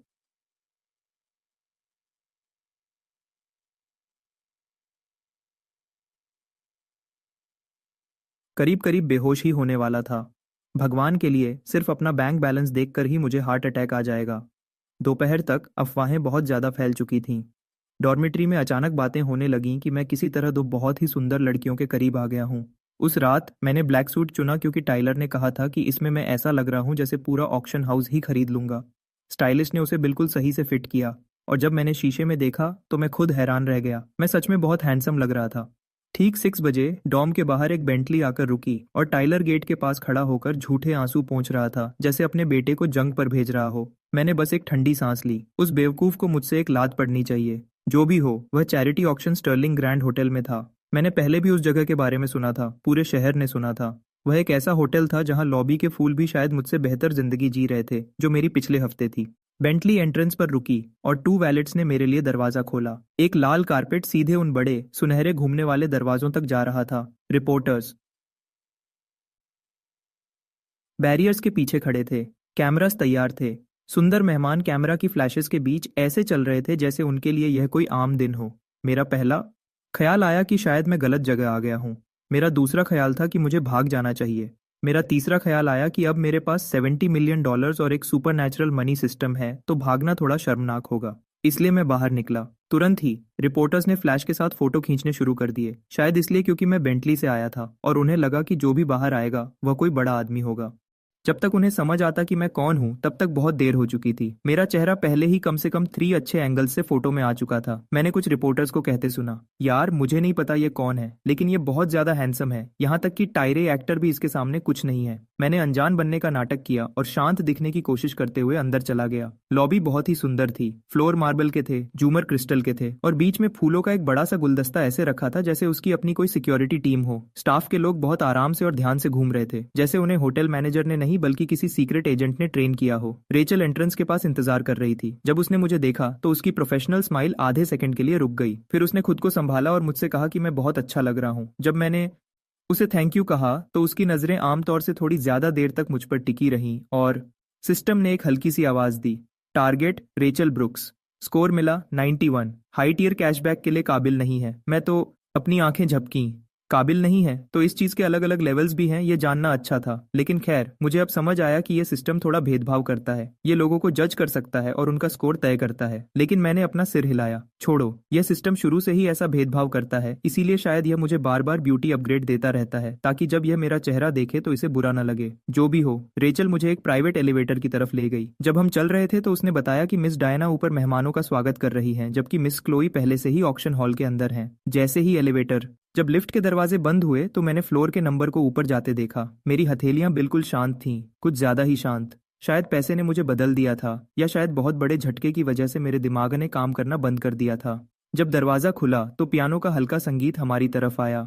ऑक्शन हॉल अमीर लोगों से भरा हुआ था। बिजनेस के मालिक, बड़े लोग, मशहूर कलाकार और ऐसे अमीर लोग जिन्होंने इतनी महंगी घड़ियां पहनी थीं जिनसे किसी छोटे गांव का पेट भरा जा सके, और चमकदार कपड़ों में खड़ी औरतें जो सस्ती रोशनी से दूर लग रही थीं। यह मेरी दुनिया नहीं थी, कम से कम कल तक तो यह मेरी दुनिया नहीं थी। जब रेचल मुझे हॉल के अंदर ले गई तो अचानक कई लोगों ने मेरी तरफ देखा। पहले उन्होंने मेरे सूट को देखा, फिर मेरे चेहरे को देखा, फिर उन्होंने रेचल को देखा जो पूरी इज्जत के साथ मेरे साथ चल रही थी। मैं उनकी आंखों में सवाल देख सकता था। यह कौन है? ये किस परिवार से है? उन्होंने इसे पहले कभी क्यों नहीं देखा? क्या यह विदेश से है? हाँ, बेशक, किसी भी अनजान सुंदर आदमी के लिए अमीर लोगों का सबसे पसंदीदा जवाब हमेशा विदेश ही होता था। फिर रेचल मुझे आगे की एक टेबल के पास ले गई। मैंने क्लोई को वहां एक काली ड्रेस में बैठे देखा। उसके बाल एक मोती वाले क्लिप से बंधे हुए थे। वह कल रात से ज्यादा शांत, बेहतर और बहुत दूर लग रही थी। लेकिन जब उसने मुझे देखा तो उसकी नजर मेरे चेहरे से मेरे सूट पर गई और एक पल के लिए वहीं रुक गई। सोफी, जो उसके पास एक शैंपेन रंग की ड्रेस में बैठी थी, उसने बहुत ही सच्चे तरीके से रिएक्ट किया। Oh wow! क्लोई ने तुरंत उसकी तरफ देखा और सोफी ने अपना मुंह बंद कर लिया और कहा कि उसने यह धीरे से बोला था। मैं वहां गया और उन्हें गुड इवनिंग कहा। सोफी ने थोड़ा दूर देखा और कहा कि तुम आ गए। मैं मुस्कुराया और उसे याद दिलाया, तुमने ही तो कहा था कि मना मत करना। सोफी की आंखें बड़ी हो गईं। उसने मेरी तरफ देखा, फिर क्लोई की तरफ और फिर से मेरी तरफ देखा। उसके बाद वह एक गॉसिप राइटर की तरह मुस्कुराई जिसे कल की सबसे बड़ी खबर मिल गई हो। जब मैं टेबल पर बैठा तो 30 सेकंड्स के अंदर मुझे अपने ऊपर कुछ बुरी नजरें महसूस हुईं। उनमें से एक सफेद सूट पहने आदमी था जो 2 टेबल दूर बैठा था। वह लगभग 24 साल का लग रहा था। वह सुंदर था, लेकिन एक अजीब और घमंडी तरीके से, जैसे उसने आईने में मुस्कुराने की प्रैक्टिस की हो और अपनी जिंदगी में कभी ना सुना हो। सोफी ने देखा कि मैं कहाँ देख रहा हूँ और वह मेरी तरफ झुकी। उसने कहा, वह विक्टर थॉर्न है। उसका परिवार स्टर्लिंग्स के साथ काम करता है। वह 2 साल से क्लोई के पीछे पड़ा है। वह मुझे 2 साल से परेशान कर रहा है। मेरा दिल बैठ गया। मैं इस लड़के को जानता था। यह वही था जिसने पहले हॉस्टल में मेरा मजाक उड़ाया था। बेशक उसके जैसा कोई ना कोई तो होना ही था। अमीर परिवारों का कोई भी फंक्शन किसी ऐसे जलन रखने वाले यंग मास्टर के बिना पूरा नहीं होता जो अपनी इज्जत खोने के लिए तैयार बैठा हो। खैर, उसके थोड़ी देर बाद ही ऑक्शन शुरू हो गया। होस्ट एक बड़ी सी स्माइल के साथ स्टेज पर आया। उसने चैरिटी, आर्ट और लोगों की मदद करने पर एक बहुत अच्छी स्पीच दी। ये सब सुनने में बहुत महंगा लग रहा था। उसके बोलने का तरीका ऐसा था जैसे 3 वकीलों ने मिलकर उसे सिखाया हो। पहली चीज एक पुराना वेस था जिसकी शुरुआती कीमत $50,000 थी। किसी ने तुरंत अपना बोर्ड उठाया, फिर दूसरे बंदे ने उठाया, फिर एक और ने। 20 सेकंड से भी कम टाइम में कीमत $180,000 तक पहुंच गई। मैं वहां चुपचाप बैठा अमीर लोगों को एक वाज के लिए लड़ते देख रहा था। वे इतने पैसे दे रहे थे जितने मेरे माँ बाप की नूडल शॉप ने सालों में भी नहीं कमाए थे। बिना सोचे मेरी उंगलियां मेरे अपने बोर्ड को छूने लगी, लेकिन मैंने खुद को तुरंत रोका। नहीं जूलियन, ऐसे ही बोली मत लगाओ। हाँ, अब तुम्हारे पास पैसा है, लेकिन तुम अभी तक अमीर लोगों जैसे नहीं बने हो। फिर वह वेस $320,000 में बिक गया। सबने आराम से तालियां बजाईं जैसे ये कोई आम बात हो। दूसरी चीज एक पेंटिंग थी और वह $900,000 में बिकी। तीसरी चीज एक हीरे का ब्रेसलेट था और वह $1.4 मिलियन में बिका। मैं बस पानी पीता रहा और पूरी कोशिश कर रहा था कि अंदर से गरीब न दिखूं।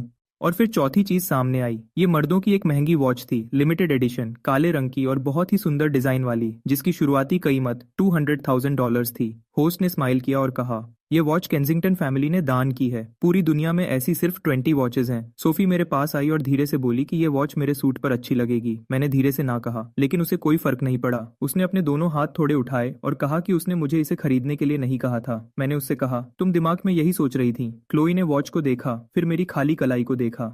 अचानक मुझे तुरंत खतरे का एहसास हुआ। मैंने धीरे से उसका नाम लिया और उसे मना किया, लेकिन अब बहुत देर हो चुकी थी।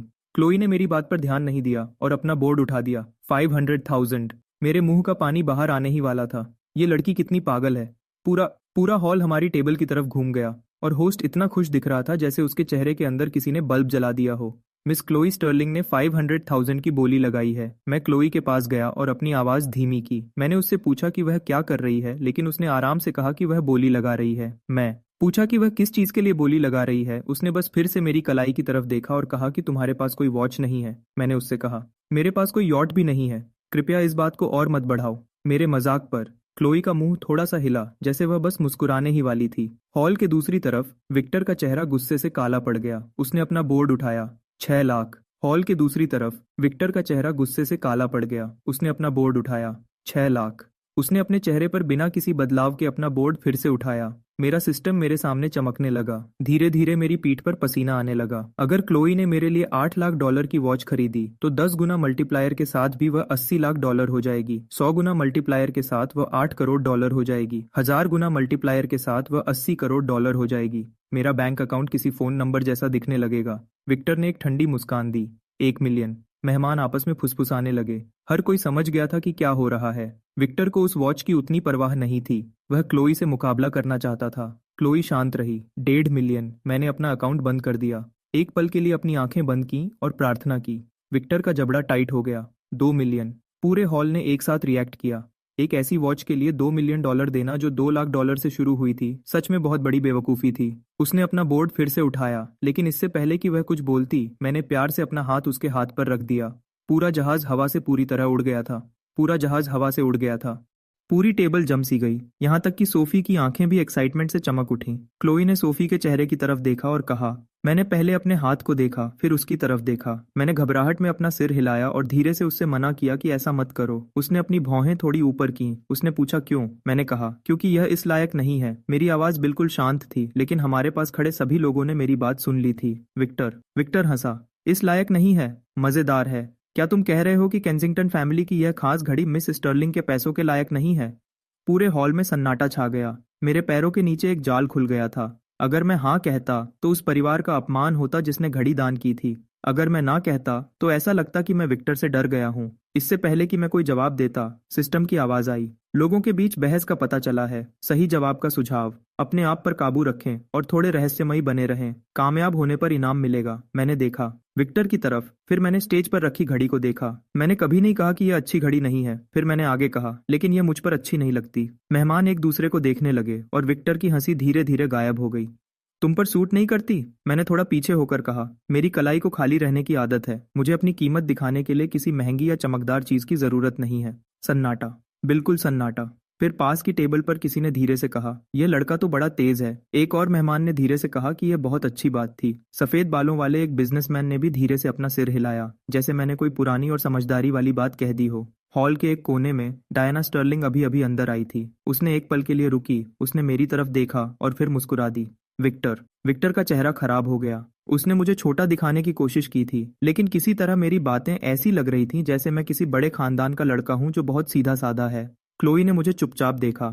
एक छोटे से पल के लिए उसकी आंखों में फिर से नरमी आ गई। फिर उसने अपना बोर्ड नीचे कर लिया। आखिर में वह घड़ी विक्टर को $2 मिलियन में बेची गई। सबने तालियां बजाईं, लेकिन तालियां बहुत हल्की और बस दिखावे की थीं, क्योंकि सब जानते थे कि उसने बहुत ज्यादा पैसे दे दिए हैं और विक्टर का चेहरा देखने लायक था। सोफी ने मेरी तरफ झुककर धीरे से कहा,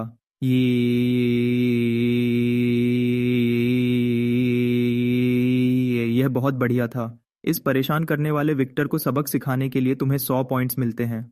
कुछ ही देर बाद अचानक डायना हमारी टेबल पर पहुंची। उसने क्लोई की तरफ देखा और कहा कि क्लोई उस घड़ी पर लगभग $2 मिलियन खर्च करने वाली थी, लेकिन क्लोई का चेहरा बिल्कुल शांत रहा। उसने कहा कि यह मेरे सूट के साथ अच्छी लग रही थी। 1, मेरी तरफ देखा और उसकी मुस्कुराहट और बढ़ गई। उसने पूछा कि मैंने क्लोई को क्यों रोका। मैंने बस मुस्कुराकर कहा कि मुझे महंगे तोहफे लेने की आदत नहीं है। ऐना की आंखों में दिलचस्पी साफ दिख रही थी। उसने कहा, रहस्यमयी और डिसिप्लिन्ड, यह बहुत कम देखने को मिलता है। मैंने उसकी तरफ देखा और कहा, नहीं मिसेस स्टर्लिंग, गरीब और दुख झेला हुआ, यह तो बहुत आम बात है। इसके बाद ऑक्शन चलता रहा और मैंने सोचा कि घड़ी का मामला अब खत्म हो गया, लेकिन भाई मैं बिल्कुल गलत था। एक छोटे से ब्रेक के बाद ऐसा लगा जैसे विक्टर थॉर्न को अभी और परेशानी चाहिए थी। वह हमारी टेबल की तरफ आया। उसके हाथ में शैंपेन के 2 ग्लास थे और उसके चेहरे पर एक ऐसी स्माइल थी जिसे देखकर थप्पड़ मारने का मन करे। उसने पहले डायना, क्लोई और सोफी को हेलो बोला, फिर उसकी नजर मुझ पर पड़ी, जैसे वह पूछ रहा हो कि तुम कौन हो। बस ठंडे दिमाग से जवाब दिया, मेरा गेस्ट है विक्टर। उसके चेहरे की स्माइल थोड़ी कम हुई। उसने कहा, बिल्कुल। और फिर बोला कि उसने सुना है कल रात एक छोटा सा एक्सीडेंट हुआ था। मेरा बेकार सा स्कूटर खराब हो गया था, है ना? आसपास के कई मेहमानों ने अपना सिर घुमाया। एक नया ड्रामा, आखिर कौन नहीं देखना चाहेगा। मैं मुस्कुराया और कहा, हाँ, मेरा स्कूटर, जिसे मैं बोल्ट कहता था, वह खराब हो गया था। विक्टर ने मेरे सूट को ऊपर से नीचे देखा और मजाक उड़ाते हुए कहा कि आज रात तुमने बहुत अच्छे कपड़े पहने हैं। फिर उसने कहा कि स्टर्लिंग फैमिली बहुत दिल वाली है। सच तो यह था कि मैंने औरतों के खरीदे हुए कपड़े पहने थे, यह सच था, लेकिन जिस तरह उसने कहा वह सुनने में बहुत बुरा लगा। तो सोफी ने गुस्से में देखा और विक्टर से कहा कि परेशान मत करो, लेकिन उसने उसे इग्नोर कर दिया। फिर उसने मेरी तरफ देखा और कहा कि वह तो बस ऐसे ही पूछ रहा है। मिस्टर फॉस्टर, आप किस फैमिली से हैं? वही बात आ गई। अमीर लोगों का वही पुराना सवाल। मेरे पास कोई बड़ा फैमिली नेम नहीं था, न कोई पुराना पैसा और न ही विदेश में कोई मशहूर रिश्तेदार। मेरे पास सिर्फ मेरे माँ बाप की नूडल की दुकान थी और एक माँ थी जो अभी भी मुझसे पूछती थी कि मैंने ठीक से खाना खाया या नहीं। लेकिन पता नहीं क्यों मुझे शर्म महसूस नहीं हुई। मैंने आराम से विक्टर की तरफ देखा और कहा, फॉस्टर फैमिली। उसने वेट किया, लेकिन मैंने आगे कुछ नहीं कहा। उसके चेहरे की स्माइल गायब होने लगी। उसने कहा कि उसने इस बारे में कभी नहीं सुना। मैंने उससे कहा कि यह नॉर्मल है। उसने फिर से कहा, नॉर्मल? मैंने हाँ में सिर हिलाया। मेरी फैमिली को शोर शराबा पसंद नहीं है। आसपास के मेहमानों ने तुरंत रिएक्ट किया। शोर शराबा पसंद नहीं है, इसका मतलब ये हो सकता है कि मेरी फैमिली सिंपल है और कोई उसे नहीं जानता। इसका मतलब ये भी हो सकता है कि मैं बस सवाल से बच रहा था। लेकिन अमीर लोगों के दिमाग में इसका मतलब एक ऐसी पुरानी और छुपी हुई फैमिली हो सकती है जो इतनी ताकतवर है कि उन्हें लोगों के ध्यान की जरूरत नहीं है। विक्टर ने अपनी आंखें छोटी की और कहा, अगर यह सच है तो तुम्हारी फैमिली सच में बहुत बड़ी होगी। मैंने उससे कहा कि ऐसा नहीं है। यह सच था, लेकिन सिस्टम के अजीब असर की वजह से मेरी सच्चाई भी घमंड जैसी लग रही थी। विक्टर का गुस्सा बढ़ने लगा। फिर उसने कहा कि शायद मुझे अगले राउंड में शामिल होने में कोई एतराज नहीं होगा, क्योंकि अगर सब सिर्फ देखते रहेंगे तो चैरिटी ऑक्शन में मजा नहीं आएगा। मैंने देखा, दादी दे पैसे सही के से देखा उसे, और मैं तुरंत उसका मतलब समझ गया। अगर मैं इतना बड़ा हूं तो मुझे बोली लगानी चाहिए, इसलिए एफ। सोफी के चेहरे का रंग बदल गया, लेकिन विक्टर ने बस मुस्कुराकर कहा, क्या? मैं तो बस मिस्टर फॉस्टर को चैरिटी की मदद करने के लिए बुला रहा हूँ। आसपास के कुछ मेहमानों ने ध्यान देना शुरू कर दिया। बहुत बढ़िया। विक्टर ने इसे सबके सामने एक टेस्ट बना दिया था। अगर मैं चुप रहता तो लोगों को लगता कि मैं डर गया हूँ। अगर मैं बोली लगाता तो मुझे सच में पैसे खर्च करने पड़ते। हाँ, अब मेरे पास $70 मिलियन से ज्यादा पैसे थे, लेकिन मेरा गरीब दिमाग अभी भी पूरी तरह बदला नहीं था। दिल के अंदर मैं अभी भी $20 से ज्यादा खर्च करने को एक बहुत बड़ा फैसला समझता था। तभी बेल बजी और अगला ऑक्शन आइटम स्टेज पर लाया गया। यह एक नेकलेस था जिसमें एक नीला सैफायर पेंडेंट था और उसके चारों तरफ छोटे छोटे हीरे लगे थे। तेज लाइट्स के नीचे वह नीली आग के एक छोटे टुकड़े की तरह चमक रहा था। होस्ट ने मुस्कुराते हुए बताया कि अगला आइटम एज्योर टीयर है, जिसे मैडम एलेनर डेवनपोर्ट ने दान किया है। इसकी शुरुआती कीमत $300,000 थी। कमरे में सब लोग तुरंत इसमें इंटरेस्ट लेने लगे। क्लोई ने नेकलेस को देखा और उस रात पहली बार उसके ठंडे चेहरे के भाव थोड़े बदले। यह बदलाव बहुत छोटा था, लेकिन मैंने इसे देख लिया। उसे वह पसंद आया था। डायना ने भी इसे देखा। अफसोस की बात है कि विक्टर ने भी इस पर ध्यान दिया। वह मुस्कुराया और तुरंत बोला, मिस क्लोई, ये आप पर बहुत अच्छा लगेगा। क्लोई ने कोई जवाब नहीं दिया। बोली जल्दी ही शुरू हो गई। 350,000, 400,000, 500,000। फिर विक्टर ने अपना बोर्ड उठाया और बोला, 1 मिलियन। कमरे में लोग आपस में बातें करने लगे। विक्टर ने सीधा मेरी तरफ देखा। उसके चेहरे पर एक ऐसी मुस्कान थी जिसे देखकर मुक्का मारने का मन करे, और उसने पूछा कि क्या मैं इस चैरिटी में मदद नहीं करूंगा। अगर टाइलर वहां होता तो वह मुझसे कहता कि चुपचाप बैठो और अपना हाथ नीचे रखो। मेरे माँ बाप भी मुझसे कहते कि बेवकूफ़ों की तरह पैसे बर्बाद मत करो। और बिल्कुल पुराना मैं अपना सिर झुका लेता और ऐसे नाटक करता जैसे मैंने कुछ सुना ही नहीं। लेकिन जो मैं आज यहाँ बैठा था, मेरे पास $70 मिलियन से ज्यादा पैसे थे, और इस आदमी ने 10 मिनट्स से भी कम समय में मेरे मरे हुए स्कूटर, मेरे सूट और मेरे खानदान के नाम की बेइज्जती की थी।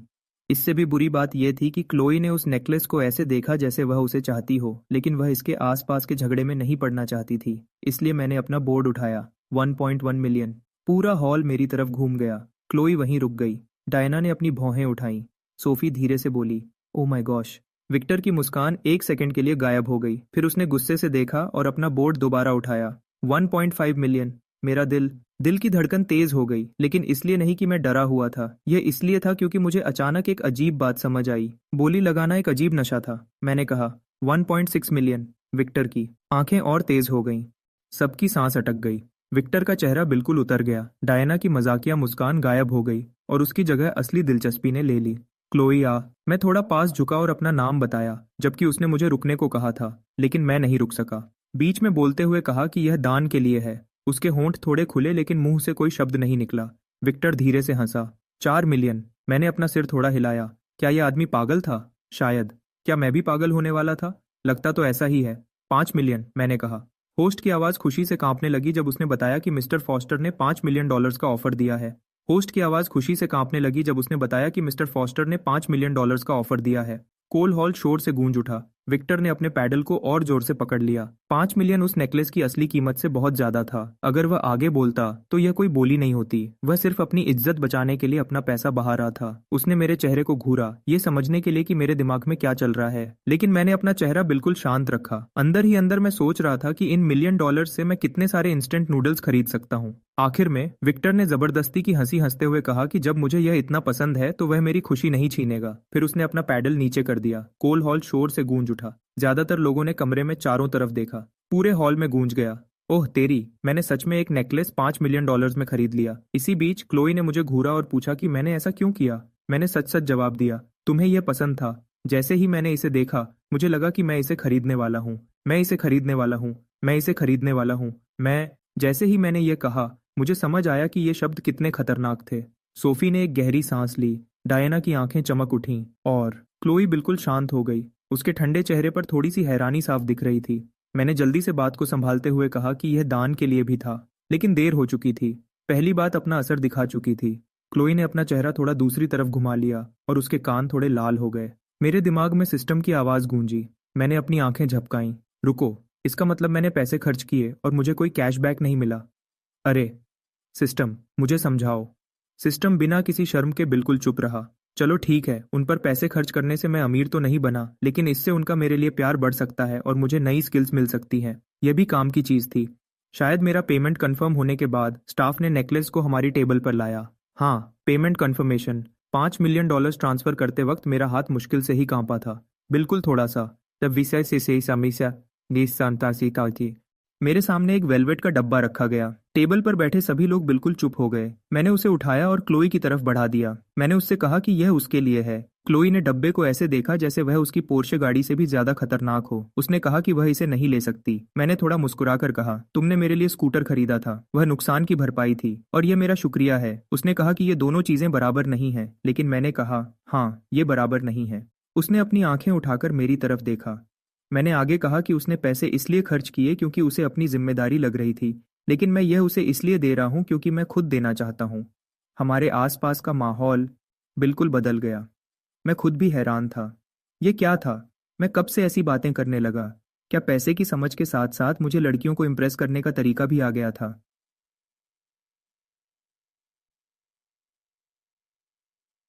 ने अपने दोनों हाथ अपने मुंह पर रख लिए। डायना ने अपना सिर थोड़ा घुमाया, लेकिन मैंने फिर भी देखा कि उसके कंधे एक बार हिले, जैसे वह अपनी हंसी रोक रही हो। वह थोड़ी देर के लिए बिल्कुल चुप रही, फिर उसने डब्बा ले लिया और धीरे से मेरा शुक्रिया अदा किया।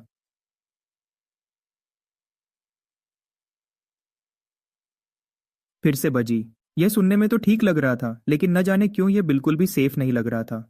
डायना ने अपनी बहन की तरफ देखा और ऐसे मुस्कुराई जैसे उसने बर्फ के पहाड़ में पहली बार कोई छोटी सी दरार देखी हो। दूसरी तरफ फॉस्टर को देखकर लग रहा था जैसे वह अपनी आंखों से ही कोई जुर्म करने के लिए तैयार हो।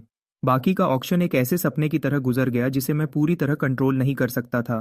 लोग लगातार मेरे पास बात करने आ रहे थे। कुछ ने पूछा कि मैं अभी किस देश से वापस आया हूँ। दूसरों ने पूछा कि क्या फॉस्टर परिवार टेक्नोलॉजी, शिपिंग या बिजनेस में पैसा लगाता है। एक बूढ़े आदमी ने तो ये भी पूछ लिया कि क्या मेरे दादा जूरिच वाले मिस्टर फॉस्टर हैं। मैंने कहा नहीं, लेकिन उस बूढ़े आदमी ने समझदारी से सिर हिलाया और कहा कि वह समझ गया, क्योंकि बेशक हम बातों को छुपाकर रखना पसंद करते हैं। नहीं सर, आप कुछ नहीं समझे। मैं एक नूडल की दुकान से आया हूँ। मेरे दादा पार्क में चेस खेला करते थे और एक बार उन्हें एक डंपलिंग रेस्टोरेंट से निकाल दिया गया था क्योंकि वह अपना खुद का सिरका लेकर आए थे।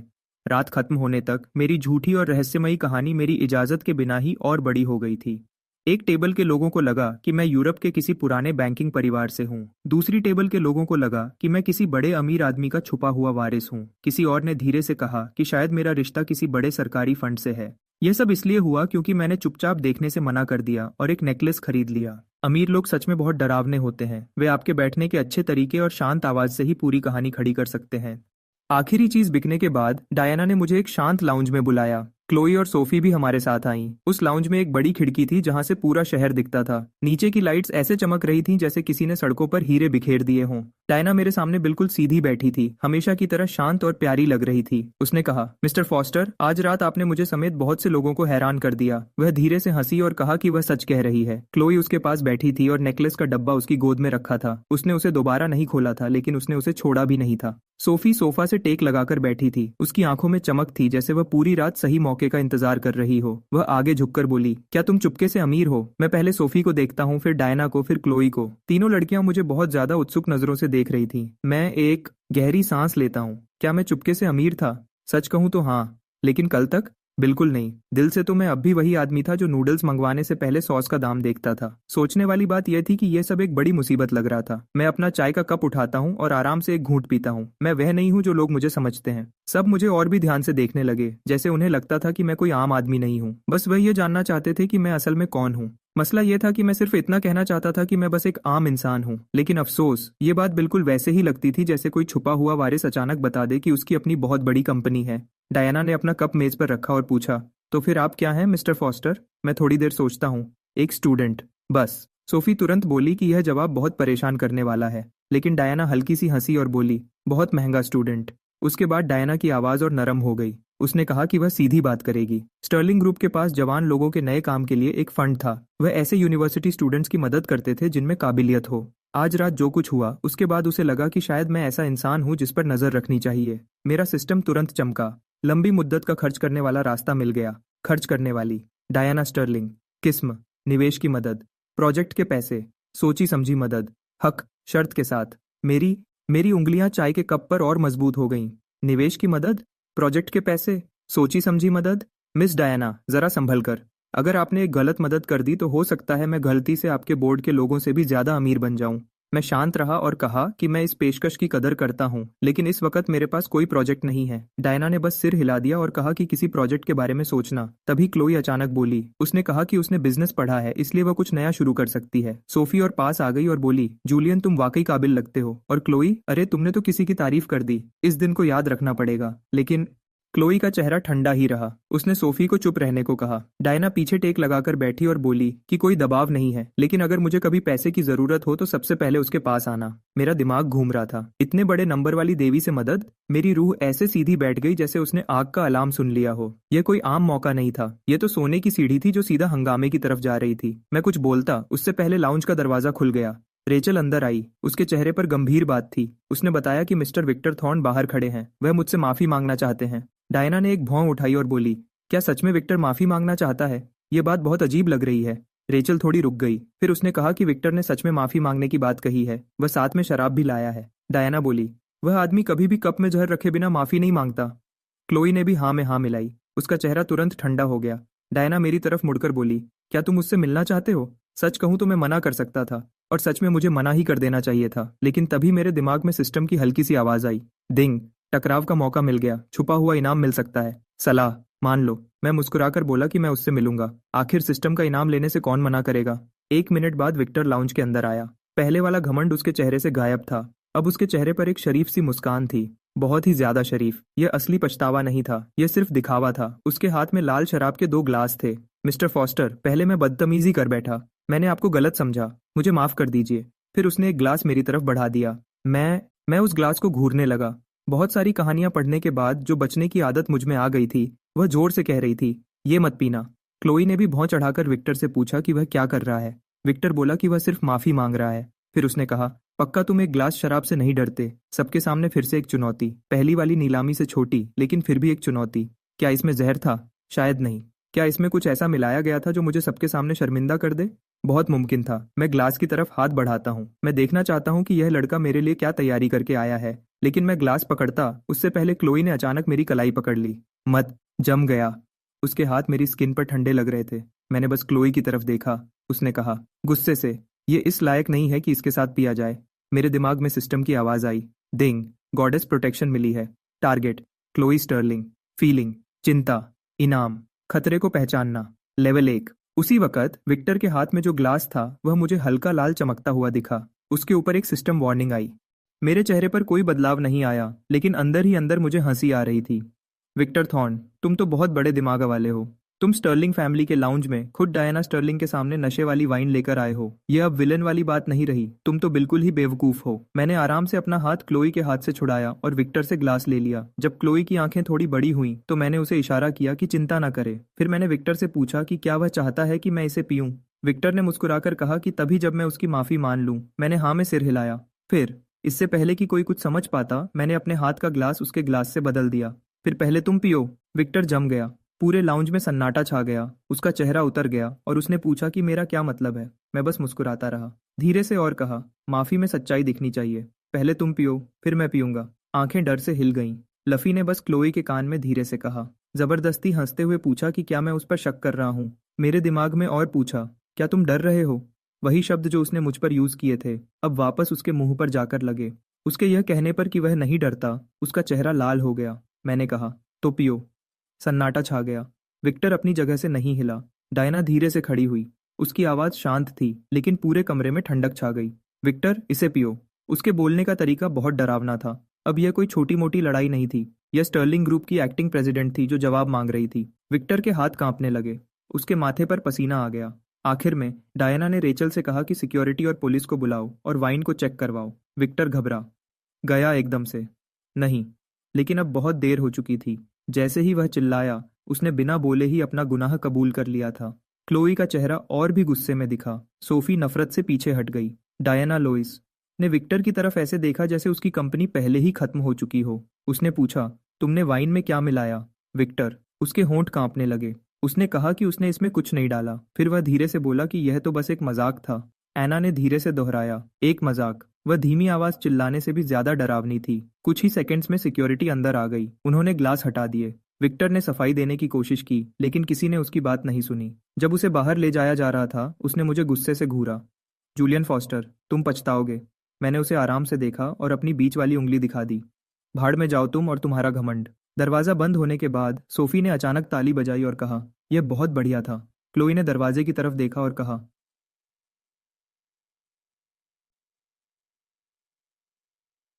और एक गहरी सांस ली जो उसने रोक रखी थी। डायना ने मेरी तरफ देखकर पूछा कि मुझे कैसे पता चला। मैंने वाइन को देखा और फिर उसे देखा। मैंने कहा कि मुझे नहीं पता था। सबने मुझे ऐसे देखा जैसे कह रहे हो, तुम हमें पागल समझते हो क्या। मैंने हंसते हुए कहा, मैं बस उन लोगों के हाथ से कुछ नहीं पीता जो मुझसे नफरत करते हैं। चलो, कम से कम मेरा जवाब सच तो था। डायना ने मुझे थोड़ी देर तक देखा। फिर वह मुस्कुराई और बोली कि मेरे घर वालों ने मुझे अच्छी सीख दी है। क्लोई ने मुझे अजीब तरह से देखा। वह थोड़ी परेशान लग रही थी, लेकिन खुश भी थी। सिस्टम की आवाज फिर आई।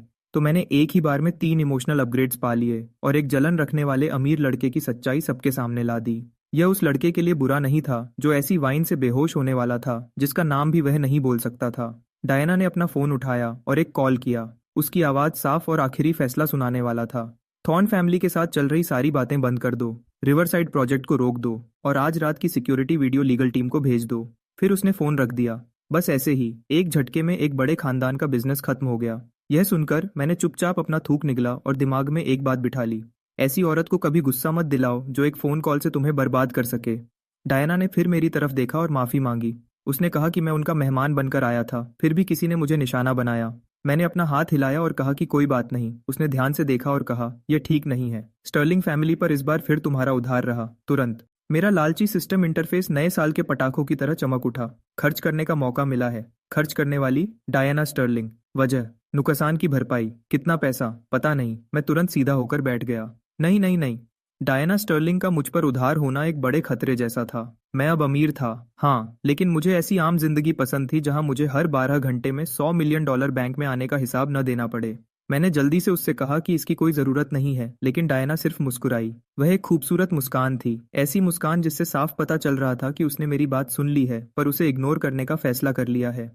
मिस्टर फॉस्टर, आपने कल रात पैसे लेने से मना कर दिया। आज रात आपने घड़ी लेने से मना कर दिया। आपने ऑक्शन का चैलेंज भी तभी माना जब आपको मजबूर किया गया। आपने मेरी बहन के लिए एक नेकलेस खरीदा और हमारे परिवार पर आने वाले खतरे को सबके सामने लाया। वह थोड़ी देर रुकी। क्या आपको लगता है कि मैं अब भी आपको एक आम आदमी समझ सकती हूँ? मेरे पास कोई जवाब नहीं था, क्योंकि जब डायना ने ऐसे कहा तो मैं कोई बड़ा दिमाग वाला खिलाड़ी लग रहा था। सच तो यह था कि मैं बस एक किस्मत वाला बेवकूफ था जिसके पास कैशबैक सिस्टम था और बचने का दिमाग था। आखिर में डायना ने अपनी बात पूरी की और मुझे कल स्टर्लिंग ग्रुप के हेडक्वार्टर्स आने को कहा। ये क्या? मेरा दिल जोर से धड़का। मैंने पूछा क्यों? उसने कहा कि ये ढंग से माफी मांगने के लिए है। मैंने उससे कहा कि सिर्फ बोलकर माफी मांगना ही काफी है, लेकिन उसने जिद की कि नहीं, ये काफी नहीं है। क्लोई अचानक बोली और उसने अपनी बहन से कहा कि मुझे मत डराओ। डायना बस हंसी और उसने उसकी बात को इग्नोर कर दिया। उसने मुझे सुबह 10 बजे तैयार रहने को कहा। रेचल मुझे लेने आएगी। अचानक सिस्टम की आवाज आई, मिशन अपडेट हो गया है, स्टर्लिंग ग्रुप के हेडक्वार्टर्स जाओ। मिशन का इशारा, पैसा खर्च करने का बड़ा मौका मिला है। इनाम क्या मिलेगा पता नहीं। मैंने देखा डायना की तरफ, फिर क्लोई की तरफ और फिर खिड़की से बाहर शहर की रोशनियों की तरफ। आखिर में मैं मना भी नहीं कर सका, नहीं तो ये बहुत बदतमीजी होती। धूर्त। कल तक मैं इस बात से परेशान था कि क्या मैं रात के खाने का खर्चा उठा पाऊंगा या नहीं, लेकिन आज रात मैं एक बड़े अमीरों के ऑक्शन में गया, $5 मिलियन का नेकलेस खरीदा, नशे वाली शराब का सच सामने लाया और शहर की सबसे बड़ी कंपनी के हेडक्वार्टर्स जाने का न्योता मिला। मुझे लग रहा था कि कल का दिन और बुरा होगा, रुको, या शायद बेहतर होगा। इस अजीब सिस्टम के साथ इन दोनों बातों का एक ही मतलब लग रहा था। उस रात बाद में जब बेंटली मुझे मेरे हॉस्टल वापस ले जा रही थी, तभी मेरे फोन पर वाइब्रेशन हुई। यह क्लोई का मैसेज था। नेकलेस के लिए शुक्रिया। मैं मुस्कुराया और लिखा, मुझे वह शराब पीने से रोकने के लिए शुक्रिया। कुछ सेकंड्स बाद उसका अगला मैसेज आया, तुमने मुझे चिंता में डाल दिया था। मैं हैरान रह गया। शब्द आम थे, लेकिन क्लोई स्टर्लिंग की तरफ से आने पर यह ऑक्शन के हथौड़े से भी ज्यादा असर कर गए। इससे पहले कि मैं जवाब देता, एक और मैसेज आया, और हाँ, कल देर मत करना। मैंने अपनी आंखें झपकाईं और लिखा, क्या तुम भी जा रही हो? क्लोई ने जवाब दिया, ये मेरे परिवार की कंपनी है, और जूलियन, अगर मेरी बहन तुम्हें कुछ दे तो मना करने से पहले ढंग से सोच लेना। मैंने थोड़ा सोचा और पूछा क्यों?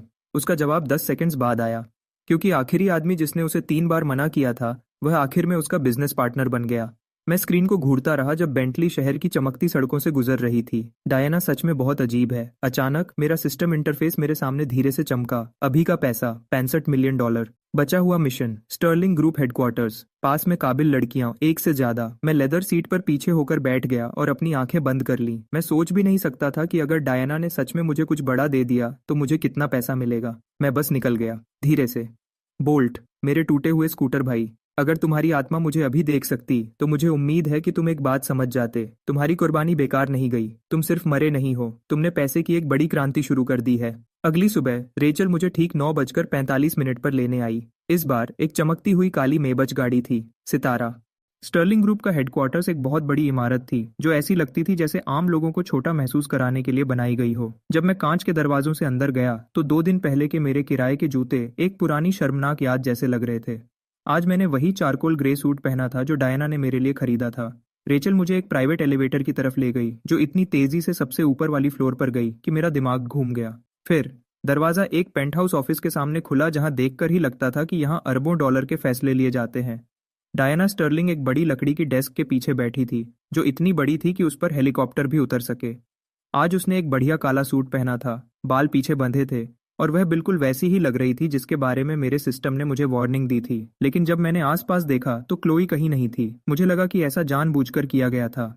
मिस्टर फॉस्टर, प्लीज बैठिए, डायना ने अपने सामने वाली लेदर चेयर की तरफ इशारा करते हुए कहा। मैं बैठ गया। कमरे में बहुत खामोशी थी। यह ऐसी खामोशी थी जिससे अमीर लोग सामने वाले को दबा देते हैं, लेकिन मेरे दिमाग को शांत रखने की ताकत की वजह से मैं वहां बिल्कुल आराम से बैठा रहा। डायना आगे की तरफ झुकी, उसकी आंखें सीधा मुझ पर थीं। आज उसके चेहरे पर कोई दोस्ती वाली मुस्कान नहीं थी। यह स्टर्लिंग ग्रुप की एक्टिंग प्रेसिडेंट थी। जूलियन, तुम एक रहस्य हो, उसने आराम से शुरू किया। तुम अचानक सामने आए हो, तुम्हारे परिवार के पास कोई पैसा नहीं दिखता, फिर भी तुम किसी बड़े खानदान के वारिस लगते हो। तुमने बिना सोचे एक नेकलेस पर $5 मिलियन खर्च कर दिए, और कल रात तुमने बड़ी आसानी से विक्टर थॉर्न का खेल खत्म कर दिया। यहाँ तक कि क्लोई भी तुमसे इम्प्रेस है। मेरी असिस्टेंट भी तुम्हारे बारे में कुछ पता नहीं लगा पा रही है। वह थोड़ी देर रुकी ताकि मैं उसकी बातों को समझ सकूं। लेकिन मुझे ऐसी अजीब चीजें पसंद नहीं है, खासकर अपनी बहन के पास। तुम एक ऐसी चीज हो जिसका कुछ पता नहीं, और मेरी दुनिया में ऐसी चीजें नुकसान पहुंचाती हैं।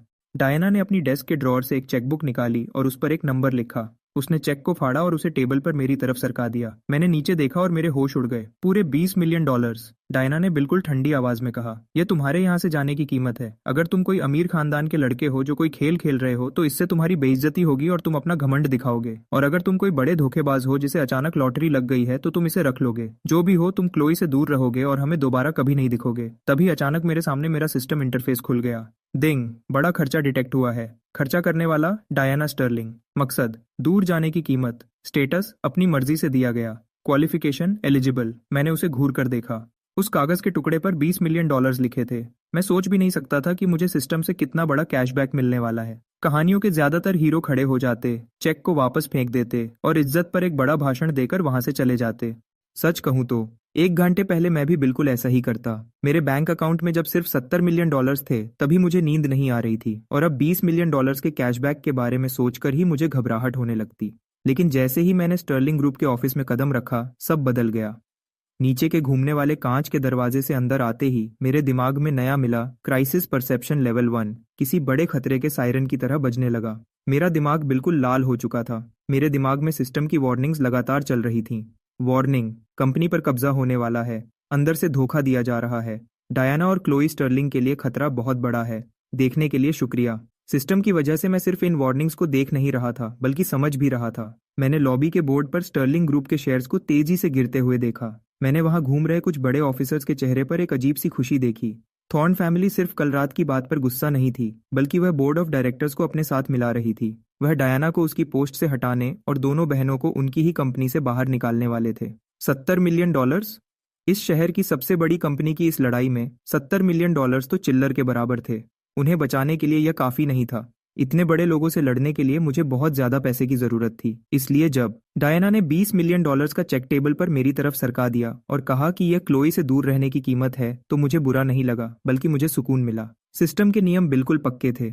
अगर कोई क्वालिफाइड लड़की मुझे अपनी मर्जी से पैसे देती तो मुझे कैशबैक मिलता, चाहे वह पैसे किसी स्कूटर के लिए हों, सूट के लिए हों या मुझे दूर जाने के लिए दिए गए हों। मैंने डायना की तरफ देखा। उसकी आंखें ठंडी थीं और वह मुझे परख रही थी। उसे लग रहा था कि मैं मना कर दूंगा। उसे उम्मीद थी कि कोई अमीर खानदान का लड़का अपना घमंड दिखाएगा, लेकिन मैंने ऐसा नहीं किया। मैंने आगे बढ़कर चेक उठाया, उसे ढंग से फोल्ड किया और अपने सूट की अंदर वाली जेब में रख लिया। मैं बिल्कुल नहीं घबराया और न ही मेरे चेहरे पर कोई गुस्सा दिखा। कंपोजर अंडर प्रेशर लेवल 1 की वजह से मेरा चेहरा बिल्कुल शांत था। डायना हैरान रह गई। उसकी आंखों का वह घमंड टूट गया और उसकी जगह एक गहरी निराशा ने ले ली। उसने बिल्कुल ठंडी आवाज में धीरे से कहा, तो आखिरकार तुम सिर्फ पैसे के पीछे भागने वाले निकले। एक बहुत अच्छे धोखेबाज, मैं मानती हूँ, लेकिन आखिर में सिर्फ एक लालची इंसान। वह नहीं ताकि वहीं रुक जाओ। डायना ने मेरे पीछे देखा, उस भारी लकड़ी के दरवाजे की तरफ जो उसके प्राइवेट रूम से जुड़ता था। तुम अब बाहर आ सकती हो क्लोई, डायना ने कहा। उसकी आवाज थोड़ी नर्म थी, जिसमें थोड़ा दुख और मैंने कहा था ना वाला भाव था। मेरा दिल बैठ गया। रूम का दरवाजा धीरे से खुला और क्लोई बाहर आई। आज उसके चेहरे पर वह पहले जैसा घमंड नहीं था। वह बिल्कुल टूटी हुई लग रही थी। उसकी निगाहें उस पॉकेट पर थीं जहां मैंने अभी अभी $20 मिलियन रखे थे।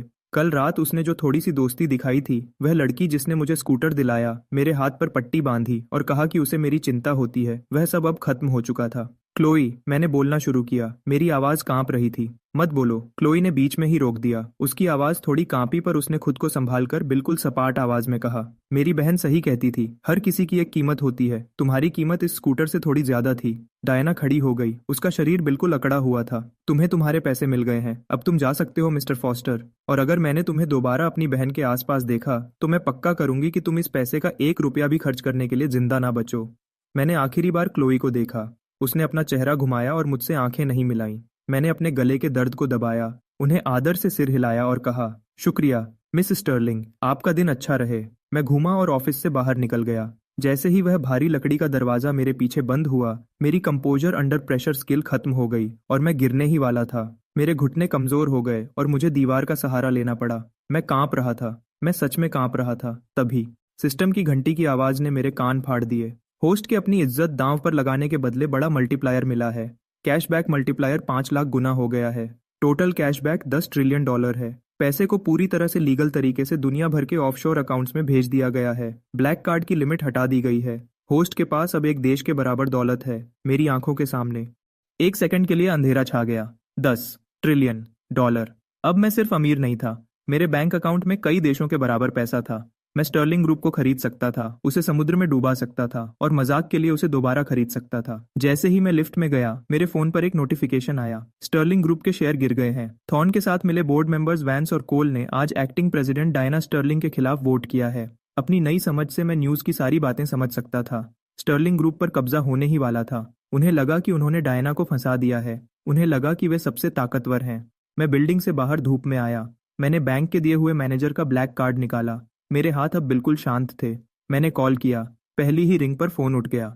मैं जूलियन फॉस्टर बोल रहा हूँ, मैंने बिल्कुल शांत आवाज में कहा। मुझे तुरंत एक नकली कंपनी बनानी है। टारगेट है स्टर्लिंग ग्रुप, खासकर डायरेक्टर वैंस और डायरेक्टर कोल के शेयर्स। दूसरी तरफ से बैंकर थोड़ा हिचकिचाया। मिस्टर फॉस्टर, सर, उन शेयर्स को बेचना आसान नहीं है। थॉर्न के लोग बोर्ड पर कब्जा कर रहे हैं। वे तब तक नहीं बेचेंगे जब तक उन्हें बहुत ज्यादा पैसा ना मिले। उन्हें मार्केट प्राइस से 400% ज्यादा ऑफर दो, मैंने कहा। मेरी फाइनेंशियल समझ मुझे एक एक शब्द बता रही थी। उन्हें कैश का ऐसा ऑफर दो जिसे वे मना ना कर सकें। उनके पास साइन करने के लिए सिर्फ 1 घंटा है, नहीं तो ऑफर खत्म हो जाएगा और मैं उनकी बाकी कंपनीज को बर्बाद कर दूंगा। 400%? सर, इसमें अरबों डॉलर लगेंगे। क्या हमारे पास तुरंत देने के लिए इतना पैसा है? मेरे पास 10 ट्रिलियन है, मैंने स्टर्लिंग ग्रुप की ऊंची बिल्डिंग को देखते हुए जवाब दिया। बोर्ड को खरीद लो, दोनों बहनों को बचाओ, यह काम अभी करो। अगले 4 दिन तक मैं अपने हॉस्टल के कमरे में ही रहा। टाइलर को लगा कि मैं उदास हूं क्योंकि मैं घंटों तक चुपचाप अपने फोन को घूरता रहता था। वह मुझे खुश करने के लिए एक सस्ती एनर्जी ड्रिंक भी लाया। उसे नहीं पता था कि मैं बिजनेस की दुनिया में एक शांति से चल रही बड़ी जंग को देख रहा था। बूढ़े लोगों के पास शराफत हो सकती है, पर उन्हें पैसा ज्यादा पसंद था। जब उन्हें मार्केट प्राइस से 300% ज्यादा कैश का ऑफर मिला तो वैंस और कोल ने चुपचाप अपने शेयर्स बेच दिए और थॉर्न फैमिली को धोखा दे दिया। वे सारे शेयर्स एक नकली कंपनी को ट्रांसफर कर दिए गए, मेरी नकली कंपनी को। फ्राइडे की दोपहर को स्टर्लिंग ग्रुप की मुश्किल सबसे ज्यादा बढ़ गई थी। मैंने अपना ब्लैक सूट पहना, खुद को शीशे में देखा और एक कैब बुलाई। अब वापस जाने का वक्त आ गया था। जब मैं स्टर्लिंग HQ के सबसे ऊपर वाले फ्लोर के बोर्ड रूम में पहुंचा तो वहां का माहौल बहुत तनाव भरा था। शीशे की दीवारों से मैं डायना को एक बड़ी टेबल के सामने खड़े देख सकता था। वह बहुत थकी हुई लग रही थी और कुछ बूढ़े लोगों ने उसे घेर रखा था। विक्टर थॉर्न का बाप ऐसे मुस्कुरा रहा था जैसे किसी शिकारी ने अपने शिकार को घेर लिया हो, और खटखटाया। मैंने बस उस भारी शीशे के दरवाजे को धक्का देकर खोल दिया। कमरे में बैठे हर शख्स ने मेरी तरफ देखा। डायना हैरानी से देखने लगी। जूलियन, तुम यहाँ क्या कर रहे हो? सिक्योरिटी, ये लड़का कौन है? ये एक प्राइवेट बोर्ड मीटिंग है, इसे बाहर निकालो, मिस्टर थॉर्न ने गुस्से से खड़े होकर कहा। मैंने उन पर ध्यान नहीं दिया और वहां बैठे बड़े बड़े अमीरों के पास से ऐसे निकल गया जैसे वे मूर्तियां हों। मेरे अंदर एक अलग ही कॉन्फिडेंस दिख रहा था। मैं टेबल के पास पहुंचा, अपने सूट का बटन खोला और एक मोटा लेदर फोल्डर सीधा डायना के सामने टेबल पर रख दिया। मैंने कहा, मुझे लगता है इस टेबल पर बैठने का हक मेरा भी है। मिस्टर थॉर्न हंसे। क्या तुम पागल हो? डायना मुस्कुराई। हैना ने फोल्डर खोला। उसने जल्दी जल्दी कानूनी पेपर्स, सिग्नेचर्स और ओनरशिप के पेपर्स को देखा। पूरे कमरे में सन्नाटा छा गया जब सबने देखा कि उसके चेहरे का रंग उड़ गया है और उसकी जगह एक अजीब से डर और हैरानी ने ले ली है। वैंस, कोल, डायना ने टेबल पर 2 खाली कुर्सियों को देखते हुए धीरे से कहा, उन्होंने बेच दिया सब कुछ, स्टर्लिंग ग्रुप का 15%। मिस्टर थॉर्न हैरान रह गए। किसे बेचा? डायना ने धीरे से अपनी नज़र मेरी तरफ उठाई। इस लड़के को। बोर्डरूम में हंगामा शुरू हो गया। थॉर्न चिल्लाने लगा और पूछने लगा कि एक कॉलेज का लड़का 48 आवर्स में इतने सारे बिलियंस कैश कैसे खर्च कर सकता है। लेकिन मैं बस वहां खड़ा रहा और अपने ब्लैक सूट में बिल्कुल शांत दिख रहा था, जबकि बाकी सब परेशान थे। वह मुझे घूर रही थी और उसका दिमाग ऐसी बातें सोच रहा था जो सच नहीं थीं। उसके दिमाग में अब पूरी कहानी साफ थी। मैंने $20 मिलियन का चेक इसलिए नहीं लिया था क्योंकि मैं लालची था। मैंने उसे बस उनका ध्यान भटकाने के लिए लिया था। मैंने एक लालची धोखेबाज का नाटक किया ताकि वह बेफिक्र हो जाए, जबकि मैं चुपके से अपने खुद के ढेर सारे पैसों से उसकी कंपनी को थॉर्न फैमिली से बचाने के लिए शेयर्स खरीद रहा था। मैं एक बहुत ही चालाक और दिमाग वाला मास्टरमाइंड था। वह खड़ी हुई और अपना एक हाथ उठाकर पूरे कमरे को शांत कर दिया। उसने मिस्टर थॉर्न की तरफ देखा। ऐसा लगता है रिचर्ड कि अब तुम्हारे पास वोटिंग पावर नहीं बची है। सच तो यह है कि अब तुम्हारी कोई जरूरत नहीं है। थॉर्न गुस्से से लाल हो गया, अपना ब्रीफकेस पैक किया और मुझे बुरा भला कहते हुए बाहर निकल गया। बाकी बोर्ड मेंबर्स मुझे ऐसे देख रहे थे जैसे मैं कोई बहुत बड़ा खतरा हूँ। 10 मिनट्स के अंदर मीटिंग खत्म हो गई। कमरा खाली हो गया और सिर्फ डायना और मैं बचे। उसने फोल्डर को देखा, फिर मेरी तरफ देखा। उसका चेहरा एक्साइटमेंट से लाल हो रहा था। तुमने मेरे 20 मिलियन लिए, उसने धीरे से कहा, सिर्फ मुझे यह दिखाने के लिए कि तुम चले गए हो, और फिर तुमने मेरे दुश्मनों को ही खरीद लिया। मैंने तुमसे कहा था, मैंने आराम से जवाब दिया। मैं वह नहीं हूं जो लोग मेरे बारे में सोचते हैं। अंदर से मेरी जान निकल रही थी। प्लीज हिसाब किताब के बारे में मत पूछना, प्लीज हिसाब किताब के बारे में मत पूछना। डायना डेस्क के पास से चलकर मेरे बिल्कुल करीब आकर खड़ी हो गई। उसके महंगे परफ्यूम की खुशबू बहुत अच्छी थी। उसने मुझे एक स्टूडेंट या परेशानी की तरह नहीं, बल्कि अपने बराबर के इंसान की तरह देखा। जूलियन फॉस्टर, उसने धीरे से कहा, और उसके चेहरे पर एक अजीब सी मुस्कान थी। मैंने तुम्हें पैसे देकर निकालने की कोशिश की, वह मेरी गलती थी। तुम कोई आम लड़के नहीं हो, तुम मेरे नए पार्टनर हो। स्टर्लिंग ग्रुप में तुम्हारा स्वागत है। उसने अपना हाथ आगे बढ़ाया। मैंने उसके हाथ को देखा। अब मैं हाथ मिलाने के अलावा और क्या ही कर सकता था। डिंग। गॉडेस डायना स्टर्लिंग का ट्रस्ट लेवल फुल हो गया। कॉर्पोरेट अथॉरिटी लेवल खुल गया। मैं तो बस एक सेकेंड ईयर का बिजनेस स्टूडेंट था जो अपने $80 के स्कूटर को याद कर रहा था। और अब पूरा शहर मेरा था। बैंक अकाउंट में $10 बिलियन होना सिर्फ 48 आवर्स तक ही अच्छा लगता है। उसके बाद डर शुरू हो जाता है। मैं अपने हॉस्टल के बेड पर लेटा हुआ छत को घूर रहा था और हिसाब लगाने की कोशिश कर रहा था। सिस्टम एक जादू की तरह था, लेकिन एक बिजनेस स्टूडेंट होने के नाते मुझे एक सच पता था कि टैक्स वाले हमेशा पता लगा ही लेते हैं। अगर मैंने अचानक बिना किसी इनकम के बड़े घर और गाड़ियां खरीदना शुरू कर दिया तो टैक्स वाले मुझसे मुश्किल सवाल पूछने लगेंगे। मुझे एक दिखावे का बिजनेस चाहिए था, एक असली बिजनेस जहां मैं टैक्स दे सकूं ताकि मैं अपने बैंक अकाउंट के पैसों का हिसाब दे सकूं, और इसके अलावा एक ऐसे सिस्टम पर भरोसा करना जो मुझे अमीर औरतों को फंसाकर चीजें लेने पर मजबूर करे। बहुत मुश्किल था। एक भी गलती होती तो या तो कोई दूसरा विक्टर थॉर्न मुझे जहर दे देता या फिर मेरी शादी हो जाती। मैं उठकर बैठा और कमरे के कोने में देखा जहां मेरी नई $19,000 की मैटी ब्लैक स्कूटर खड़ी थी। वह सुंदर तो थी, पर उसमें कोई जान नहीं थी, उसमें वह मेहनत नहीं थी। मेरी जिंदगी में सिर्फ एक ही बोल्ट है। बोल्ट के बारे में सोचते ही मुझे समझ आ गया कि मुझे क्या करना है। मैंने कहा, टाइलर। मेरा रूममेट पेट के बल लेटा हुआ अपने कंट्रोलर के बटन दबा रहा था और टीवी स्क्रीन पर उसका कैरेक्टर मर रहा था। बिजी हूँ भाई, रोब्लॉक्स में एक 12 साल का बच्चा मुझे मार रहा है। गेम बंद करो, मैं एक टेक कंपनी शुरू कर रहा हूँ। यह सुनकर टाइलर ने गेम को पॉज किया। वह घूमा। उसके बाल किसी चिड़िया के घोंसले जैसे बिखरे हुए थे और उसने मुझे अजीब तरीके से देखा। Tech company? तुम? वह लड़का जिसने पिछले हफ्ते फोन की टूटी हुई स्क्रीन को टेप से जोड़ा था। मैंने आराम से कहा, मुझे पैसे मिल गए हैं। मैं उसे यह नहीं बताने वाला था कि वह पैसे मेरे ही हैं। हम शहर के ट्रांसपोर्ट और ग्रीन टेक सेक्टर में जा रहे हैं। तुम्हें पता है इसका क्या मतलब है? Smart electric scooters, charging grids और सस्ता पब्लिक ट्रांसपोर्ट। टाइलर ने मुझे देर तक घूरा, फिर वह ठीक से बैठ गया। जूलियन, मुझे पता है तुम मुझे बेवकूफ समझते हो, पर मुझे इतना भी बेवकूफ मत समझो। उसने मुझे एक तकिए से मारा। मैं तुमसे एक सवाल पूछने वाला हूँ और मुझे तुम्हारा सच चाहिए। क्या तुमने अपनी आत्मा स्टर्लिंग सिस्टर्स को बेच दी है? क्या तुम अब एक शुगर बेबी हो? क्या यह गलत तरीके का पैसा है? मैंने बिना डरे झूठ बोला, यह साफ पैसा है और मुझे एक चीफ मार्केटिंग ऑफिसर चाहिए। तुम काम पर रख लिए गए हो। भाई, मेरा सब्जेक्ट कम्युनिकेशन है और पब्लिक रिलेशंस में मेरे C- मार्क्स हैं। मैंने उसकी छाती पर एक नोटबुक फेंकते हुए कहा, मुझे तुमसे बिजनेस सीखने की जरूरत नहीं है। मेरे पास इतना पैसा है कि मैं हिसाब किताब के लिए हार्वर्ड के पढ़े लिखे लोगों को रख सकता हूँ। मुझे तुम्हारी जरूरत किसी और काम के लिए है। मुझे तुम्हारी जरूरत जॉनर अवेयरनेस के लिए है। टाइलर ने नोटबुक को पकड़ा। Genre awareness? क्या यह किसी नए मैनहुआ कॉमिक का नाम है? मैंने एक लंबी सांस ली। है, इस लड़के से कोई उम्मीद नहीं है, मुझे देखो। मैंने अपनी नई गुची शर्ट, सिस्टम से बदले हुए चेहरे और अमीर लोगों वाले नए लुक की तरफ इशारा करते हुए कहा, मैं एक हफ्ते से भी कम समय में एक गरीब वेटर से $1 अरब की कंपनी का बड़ा शेयर होल्डर बन गया हूँ। मैं अभी एक ऐसी लाइन पर चल रहा हूँ जहाँ मैं या तो एक हीरो बन सकता हूँ या फिर एक घमंडी विलेन जिसके पैर चैप्टर 40 में तोड़ दिए जाते हैं। तुम्हारा काम मुझे जमीन पर रखना है। जब भी मैं कोई बेवकूफ़ी या घमंड वाला काम करने लगूं, तुम मुझे रोकना। टाइलर की आंखें धीरे धीरे बड़ी हो गईं। उसने पहले मेरा चेहरा देखा, फिर उस काली स्कूटर को, और फिर खिड़की से बाहर शहर की तरफ देखा। उसे सब समझ आ गया।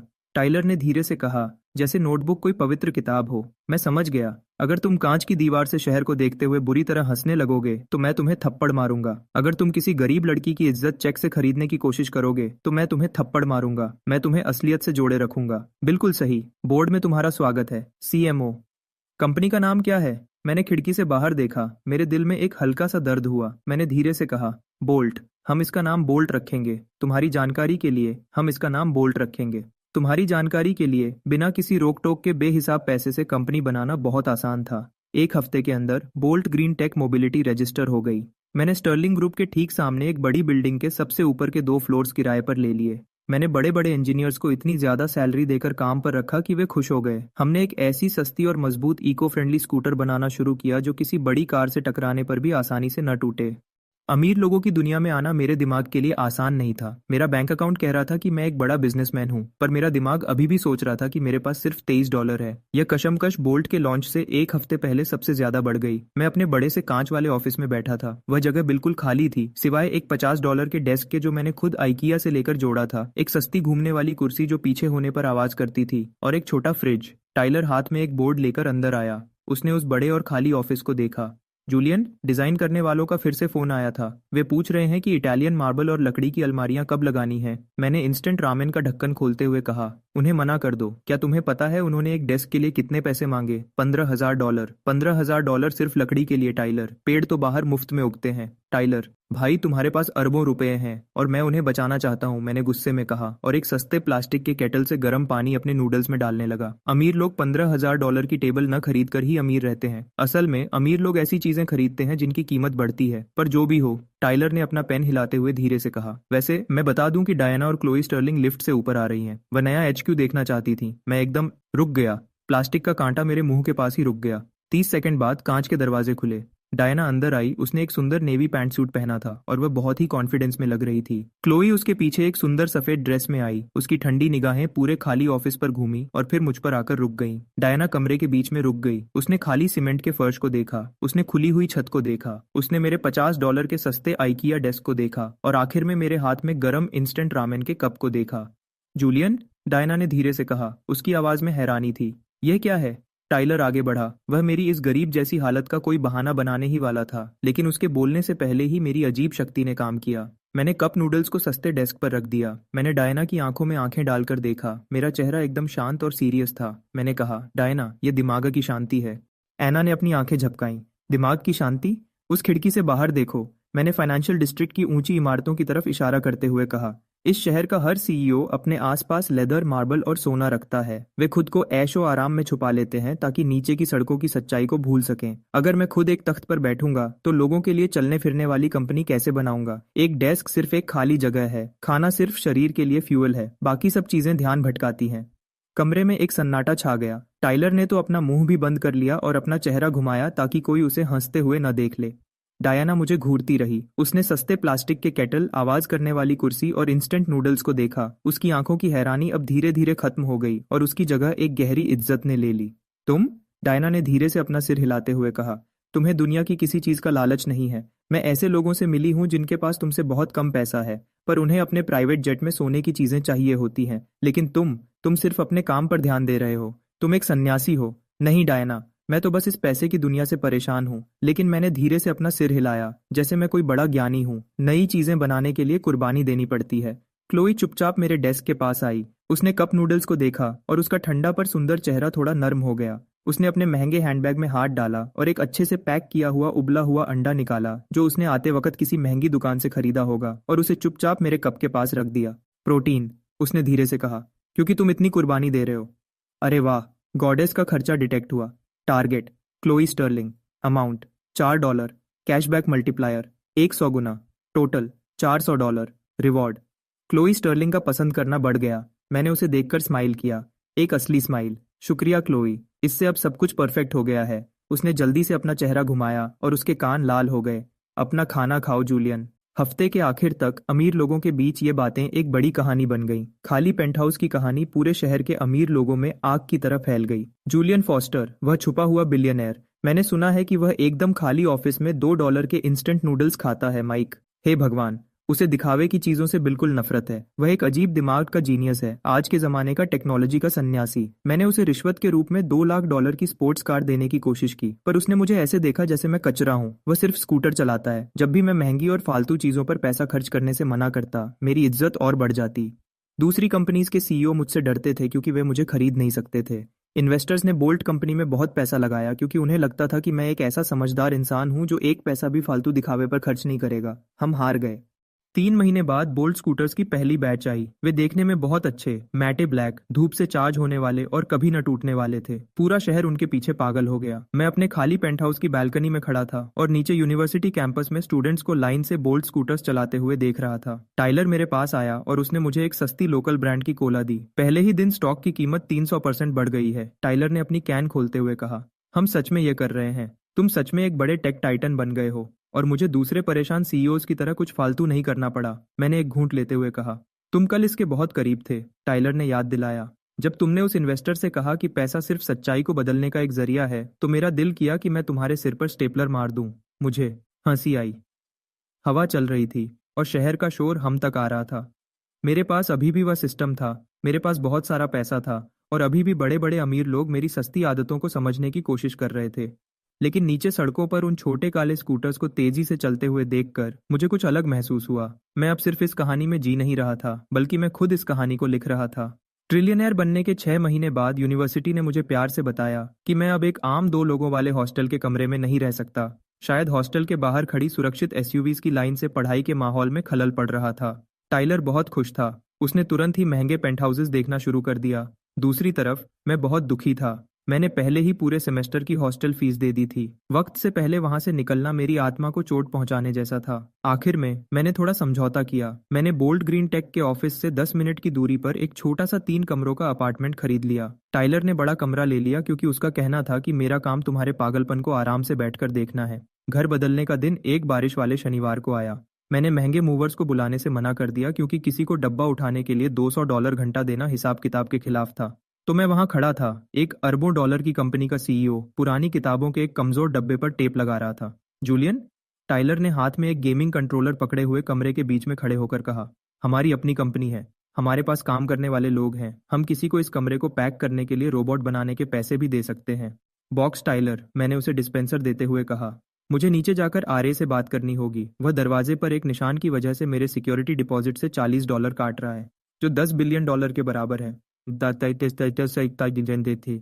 यह उसूल की बात है। मैं चिल्लाया और बाहर चला गया। मैं पूरे 15 मिनट तक बाहर रहा। मैंने $40 के फाइन को कम करवाकर $12 करवा लिया। मैं खुशी खुशी वापस आ रहा था, तभी मैंने देखा कि मेरे कमरे का दरवाजा खुला था। मैं अंदर गया। टाइलर वहां नहीं था, शायद बाथरूम में छुपा था। लेकिन कमरे के बीच में क्लोई खड़ी थी। उसने एक लंबा और सुंदर कोट पहना था। वह बिल्कुल एक मॉडल जैसी लग रही थी जो गलती से स्टूडेंट हॉस्टल में आ गई हो। वह हमारे लिए लंच लेकर आई थी। एक महंगे रेस्टोरेंट का बैग मेरे बेड पर रखा था, लेकिन क्लोई लंच को नहीं देख रही थी। उसके हाथ में एक सस्ती पुरानी नोटबुक थी और एक कागज का टुकड़ा था जो एक डिब्बे से गिरा था, जिस पर सर्वाइवल लिखा था। मैं वहीं जम गया। मैं उस कागज को पहचानता था। वह 22 जून का मेरा बैंक स्टेटमेंट था, नए स्टूडेंट्स की पार्टी से ठीक एक दिन पहले का। ठीक एक दिन पहले जब उसने अपनी पोर्शे कार मेरे $80 के स्कूटर में मार दी थी। क्लोई की आंखें उस कागज पर टिकी थीं और उसके हाथ थोड़े कांप रहे थे। मैंने अपना गला साफ किया। क्लोई, तुम जल्दी आ गई। उसने तुरंत ऊपर नहीं देखा। जब उसने देखा तो उसका वह ठंडा और घमंडी रूप बिल्कुल गायब हो चुका था। उसकी आंखें पूरी खुली थीं, जिसमें हैरानी और दुख साफ दिख रहा था। जूलियन, वह धीरे से बोली। उसका गला बैठ गया था। उसने बैंक स्टेटमेंट ऊपर उठाया। मेरा दिल रुक गया। मैं तुरंत सोचने लगा कि अब क्या झूठ बोलूं। यह एक नकली अकाउंट है। मैं एक सोशल एक्सपेरिमेंट कर रहा था। इससे पहले कि मैं कुछ बोलता, उसने बैंक स्टेटमेंट गिरा दिया और नोटबुक उठा ली। यह पिछले साल का मेरा बजट प्लानर था। उसने कांपती हुई आवाज में उसे पढ़ा। उसने मेरी तरफ देखा। उसकी आंखें नम थीं। मैं वहां खड़ा था, सबके सामने खुला। मेरा वह अमीर होने का नाटक अब मुझे नहीं बचा सकता था। एक अमीर और अजीब बिलियनर का मुखौटा सस्ते फर्श पर टूटकर बिखर गया था। क्लोई, मैं समझा सकता हूँ। तुम्हें समझाने की जरूरत नहीं है, उसने धीरे से मेरी तरफ बढ़ते हुए कहा। उसने कागजात को देखा, फिर मुझे देखा, और मैं देख सकता था कि उसका दिमाग कितनी तेजी से चल रहा है। लेकिन सच समझने के बजाय उसने अपने दिमाग में एक ऐसी कहानी बना ली जो बहुत ही हैरान करने वाली थी। ऑक्शन वाली रात, क्लोई ने मुझे ऐसे देखते हुए कहा जैसे मैं कोई अजीब जीव हूँ। जब तुम उस टेबल पर बैठे थे, जब विक्टर थॉर्न ने तुम्हें चैलेंज किया था, तब तुम कोई दिखावा नहीं कर रहे थे। मैं बस पैनिक अटैक से बचने की कोशिश कर रहा था, मैंने सच बताया। उसने अचानक अपना हाथ अपने मुंह पर रख लिया। जब तुमने विक्टर से कहा कि तुम्हें घड़ी पहनने की आदत नहीं है और तुम्हारे परिवार को शोर पसंद नहीं है, तो वह घमंड नहीं था, वह सच था। तुम भेड़ियों से भरे कमरे में अकेले थे और तुम बिल्कुल नहीं डरे। मैंने अपनी गर्दन खुजलाई। मेरा मतलब है, मुझे सूट के अंदर थोड़ा पसीना आ रहा था। जूलियन, वह मेरे और पास आई। उसका घमंड बिल्कुल खत्म हो चुका था। उसने मुझे ऐसी हैरानी और इज्जत से देखा कि मेरे दिल में दर्द होने लगा। तुमने मेरे लिए $5 मिलियन का हार खरीदा। तुम अभी अभी गरीबी से बाहर निकले थे। तुम्हारे पास अभी अभी पैसा आया था और तुमने उसे मुझे विक्टर के सामने शर्मिंदा होने से बचाने के लिए खर्च कर दिया। देखो, सच तो यह था कि अगर मैं वह पैसा उस पर खर्च नहीं करता तो सिस्टम मुझे वह पैसा रखने नहीं देता। लेकिन यह बात बोलना रोमांस के खिलाफ होता, इसलिए मैंने बस धीरे से अपने कंधे उचका दिए। और डियाना? क्लोई ने अपनी बात जारी रखी। उसका दिमाग और तेजी से चल रहा था।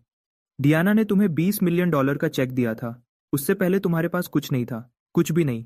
और 48 घंटों में तुमने उस एक चेक का इस्तेमाल करके हमारे बोर्ड ऑफ डायरेक्टर्स को खरीद लिया। तुमने वॉल स्ट्रीट के बड़े बड़े लोगों को हरा दिया। मैंने अपना मुंह खोला और फिर बंद कर लिया। ठीक है, मेरे दिमाग ने कहा, चलो इसी बात को मान लेते हैं। ऐसे दिखाते हैं जैसे मैं वॉल स्ट्रीट का सबसे बड़ा खिलाड़ी हूँ, न कि एक जादुई कैशबैक ऐप वाला लड़का। मेरा प्लान पक्का था, मैंने किसी तरह कहा। क्लोई ने नोटबुक को बेड पर गिरा दिया। वह गुस्से में नहीं लग रही थी, उसे धोखा महसूस नहीं हो रहा था। वह मुझे ऐसे देख रही थी जैसे मैं दुनिया का सबसे समझदार और प्यारा इंसान हूँ। उसके लिए मैं झूठा नहीं था, मैं एक जीनियस था, एक ऐसा समझदार लड़का जो बिल्कुल नीचे से उठा, बड़े लोगों के बीच गया, उसकी बहन की $1 बिलियन की कंपनी को जीता, 3 महीने में एक बड़ी टेक कंपनी बनाई, और फिर भी नूडल्स के साथ उबला हुआ अंडा खाता था, क्योंकि उसे याद था कि भूखा रहना क्या होता है। तुम्हारा खाली ऑफिस, वह धीरे से बोली। उसकी आंख से एक आंसू निकलकर उसके गाल पर बह गया। वह सस्ता डेस्क। तुम सिर्फ अजीब नहीं हो जूलियन, तुम जमीन से जुड़े हुए हो। तुम कभी नहीं भूले कि तुम कहाँ से आए। अचानक वह आगे बढ़ी और उसने मुझे गले लगा लिया। मैं बिल्कुल जम गया। मेरे हाथ हवा में अजीब तरीके से खड़े रहे। कैंपस की सबसे सुंदर लड़की, वह अमीर लड़की जिससे बड़े बड़े लोग डरते थे, वह मुझे गले लगा रही थी। उसमें से महंगे जैस्मिन और बारिश जैसी खुशबू आ रही थी। कमाल है, उसने मेरे कंधे पर धीरे से कहा। तुम सच में कमाल हो। डिंग। बहुत बड़ा बदलाव महसूस हुआ। Target Chloe Sterling. बचाव 0। स्टेटस पूरी तरह प्यार में। पसंद करने की हद पार हो चुकी है। इस टारगेट के लिए गॉडेस कैशबैक हमेशा के लिए बढ़ गया है। छुपी हुई स्किल खुल गई है। Heart of the underdog. मैंने धीरे से अपने हाथ नीचे किए और उसे गले से लगा लिया। मैंने एक गहरी सांस ली। पिछले 6 महीनों से एक अमीर आदमी होने का नाटक करने की सारी टेंशन अब खत्म हो गई थी। सच में बहुत टेंशन थी। मैंने उसके बालों के पास धीरे से कहा। उसने एक सच्ची हंसी हंसी और थोड़ा पीछे हटकर मेरे चेहरे को देखा। उसकी स्माइल बहुत प्यारी थी। यह उसकी दिखावे वाली स्माइल नहीं थी, बल्कि सच्ची स्माइल थी। मुझे पता है, उसने धीरे से कहा, मैं अब तुम्हें कभी कोई गंदी घड़ी नहीं खरीदने दूंगी। ठीक उसी वक्त बाथरूम का दरवाजा खुला। टाइलर ने अपना सिर बाहर निकाला। उसने मुझे देखा, फिर क्लोई को मुझे गले लगाए हुए देखा, और फिर बेड पर बिखरे हुए बैंक के पेपर्स को देखा। वह तुरंत पूरी बात समझ गया। सच्चाई सामने आ गई। चेहरा साफ हो गया। हीरोइन को हीरो के प्यार का एहसास हो गया। बहुत खूबसूरत, टाइलर ने कहा।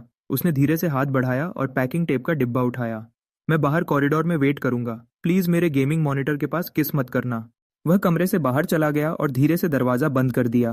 क्लोई के गाल बिल्कुल लाल हो गए। वह जल्दी से पीछे हटी, अपना कोट ठीक किया और खुद को संभालने की कोशिश की, लेकिन वह नाकाम रही क्योंकि वह अभी भी मुस्कुरा रही थी। हमें हमें पैकिंग खत्म करनी चाहिए, वह हकबकाते हुए बोली, और इधर उधर देखने लगी, लेकिन मेरी आंखों में नहीं देखा। क्या तुम्हें इन डिब्बों के लिए मदद चाहिए? मैंने उन डिब्बों को देखा और देखता ही रहा, और फिर उस लड़की को देखा जो लगभग आधे शहर की मालिक थी, और वह मेरे सस्ते कार्डबोर्ड के डिब्बे उठाने की बात कर रही थी। मैंने अपने अकाउंट के अरबों रुपयों के बारे में सोचा, उस कंपनी के बारे में सोचा जो मैं बना रहा था, और उस $80 के स्कूटर के बारे में सोचा जहां से यह सब शुरू हुआ था। हाँ, मैंने मुस्कुराकर टेप डिस्पेंसर उठाते हुए कहा, लेकिन उस डिब्बे को ध्यान से पकड़ना, उसमें मेरे इंस्टेंट नूडल्स हैं और मैं उन्हें खराब नहीं करना चाहता। 3 साल, इतना समय लगा बोल्ट ग्रीन टेक मोबिलिटी को एक छुपी हुई कंपनी और एक खाली पेंटहाउस से दुनिया की सबसे बड़ी कंपनी बनने में। मैं 24 साल का था।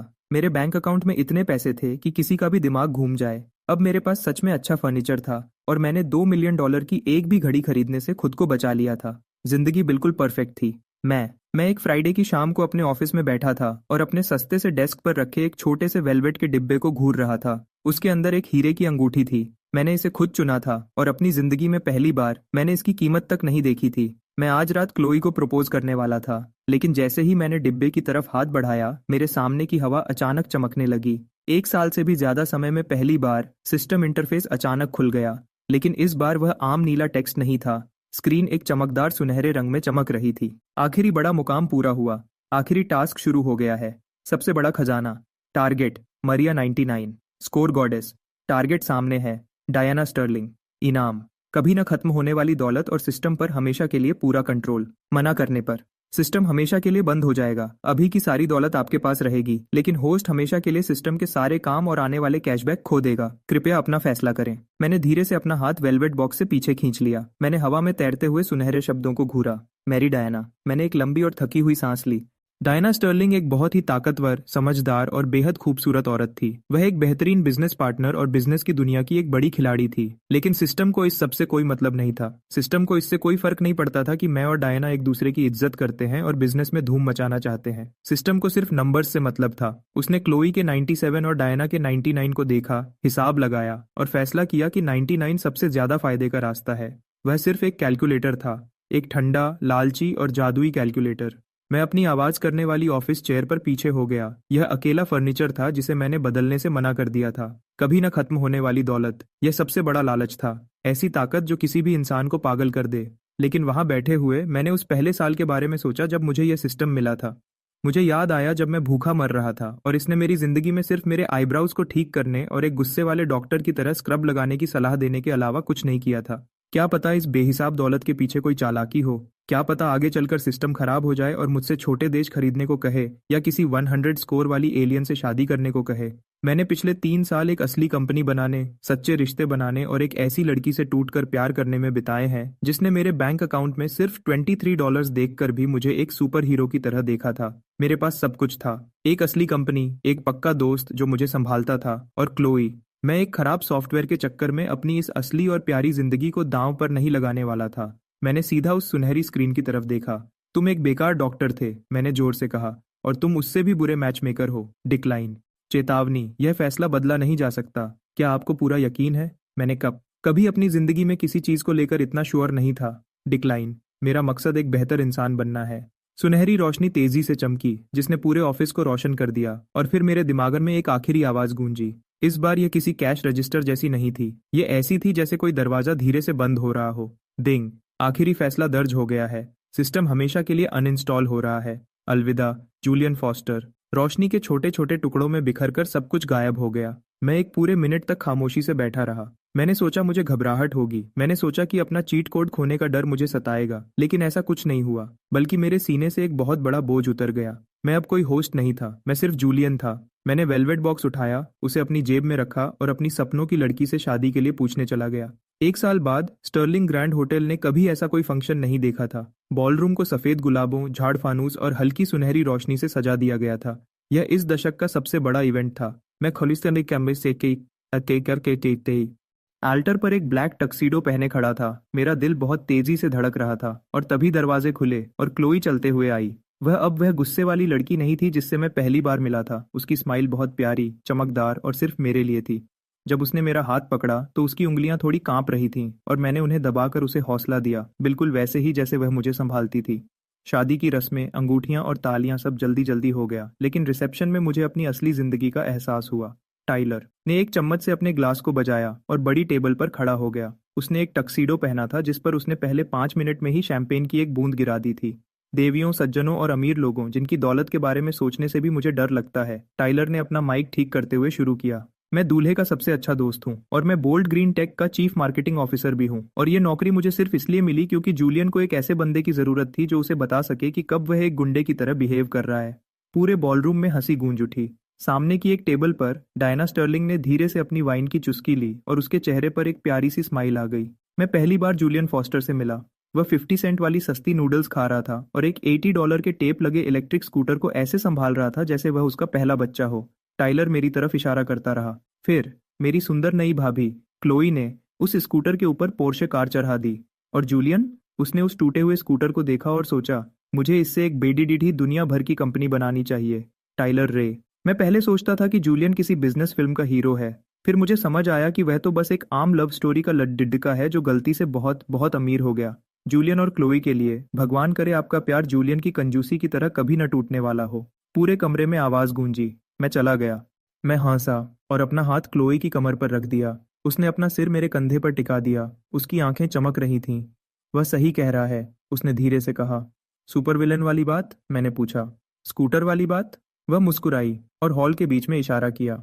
वहां एक मजबूत मार्बल के पत्थर पर शीशे के अंदर बंद हमारी शादी की सबसे खास चीज रखी थी। वह कोई बर्फ की मूर्ति नहीं थी, न ही फूलों का पहाड़ था। वह उस पुराने बोल्ट स्कूटर का एक जंग लगा और टूटा हुआ शीशा था जिसे अच्छे से ठीक किया गया था। वह $80 का स्कूटर जो मेरे लिए खत्म हो गया था ताकि मैं जी सकूं।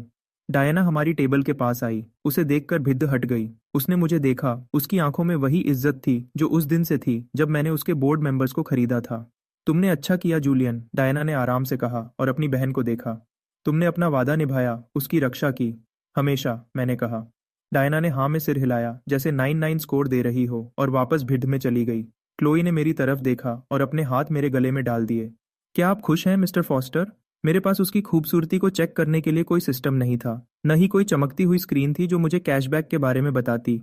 मेरे पास बस वह धीमा म्यूजिक था, उसके हाथों की गर्मी थी और पूरा यकीन था कि मैंने जिंदगी का सबसे बजीदा खेल जीत लिया है। मैं बिल्कुल खुश हूँ मिसेस फॉस्टर।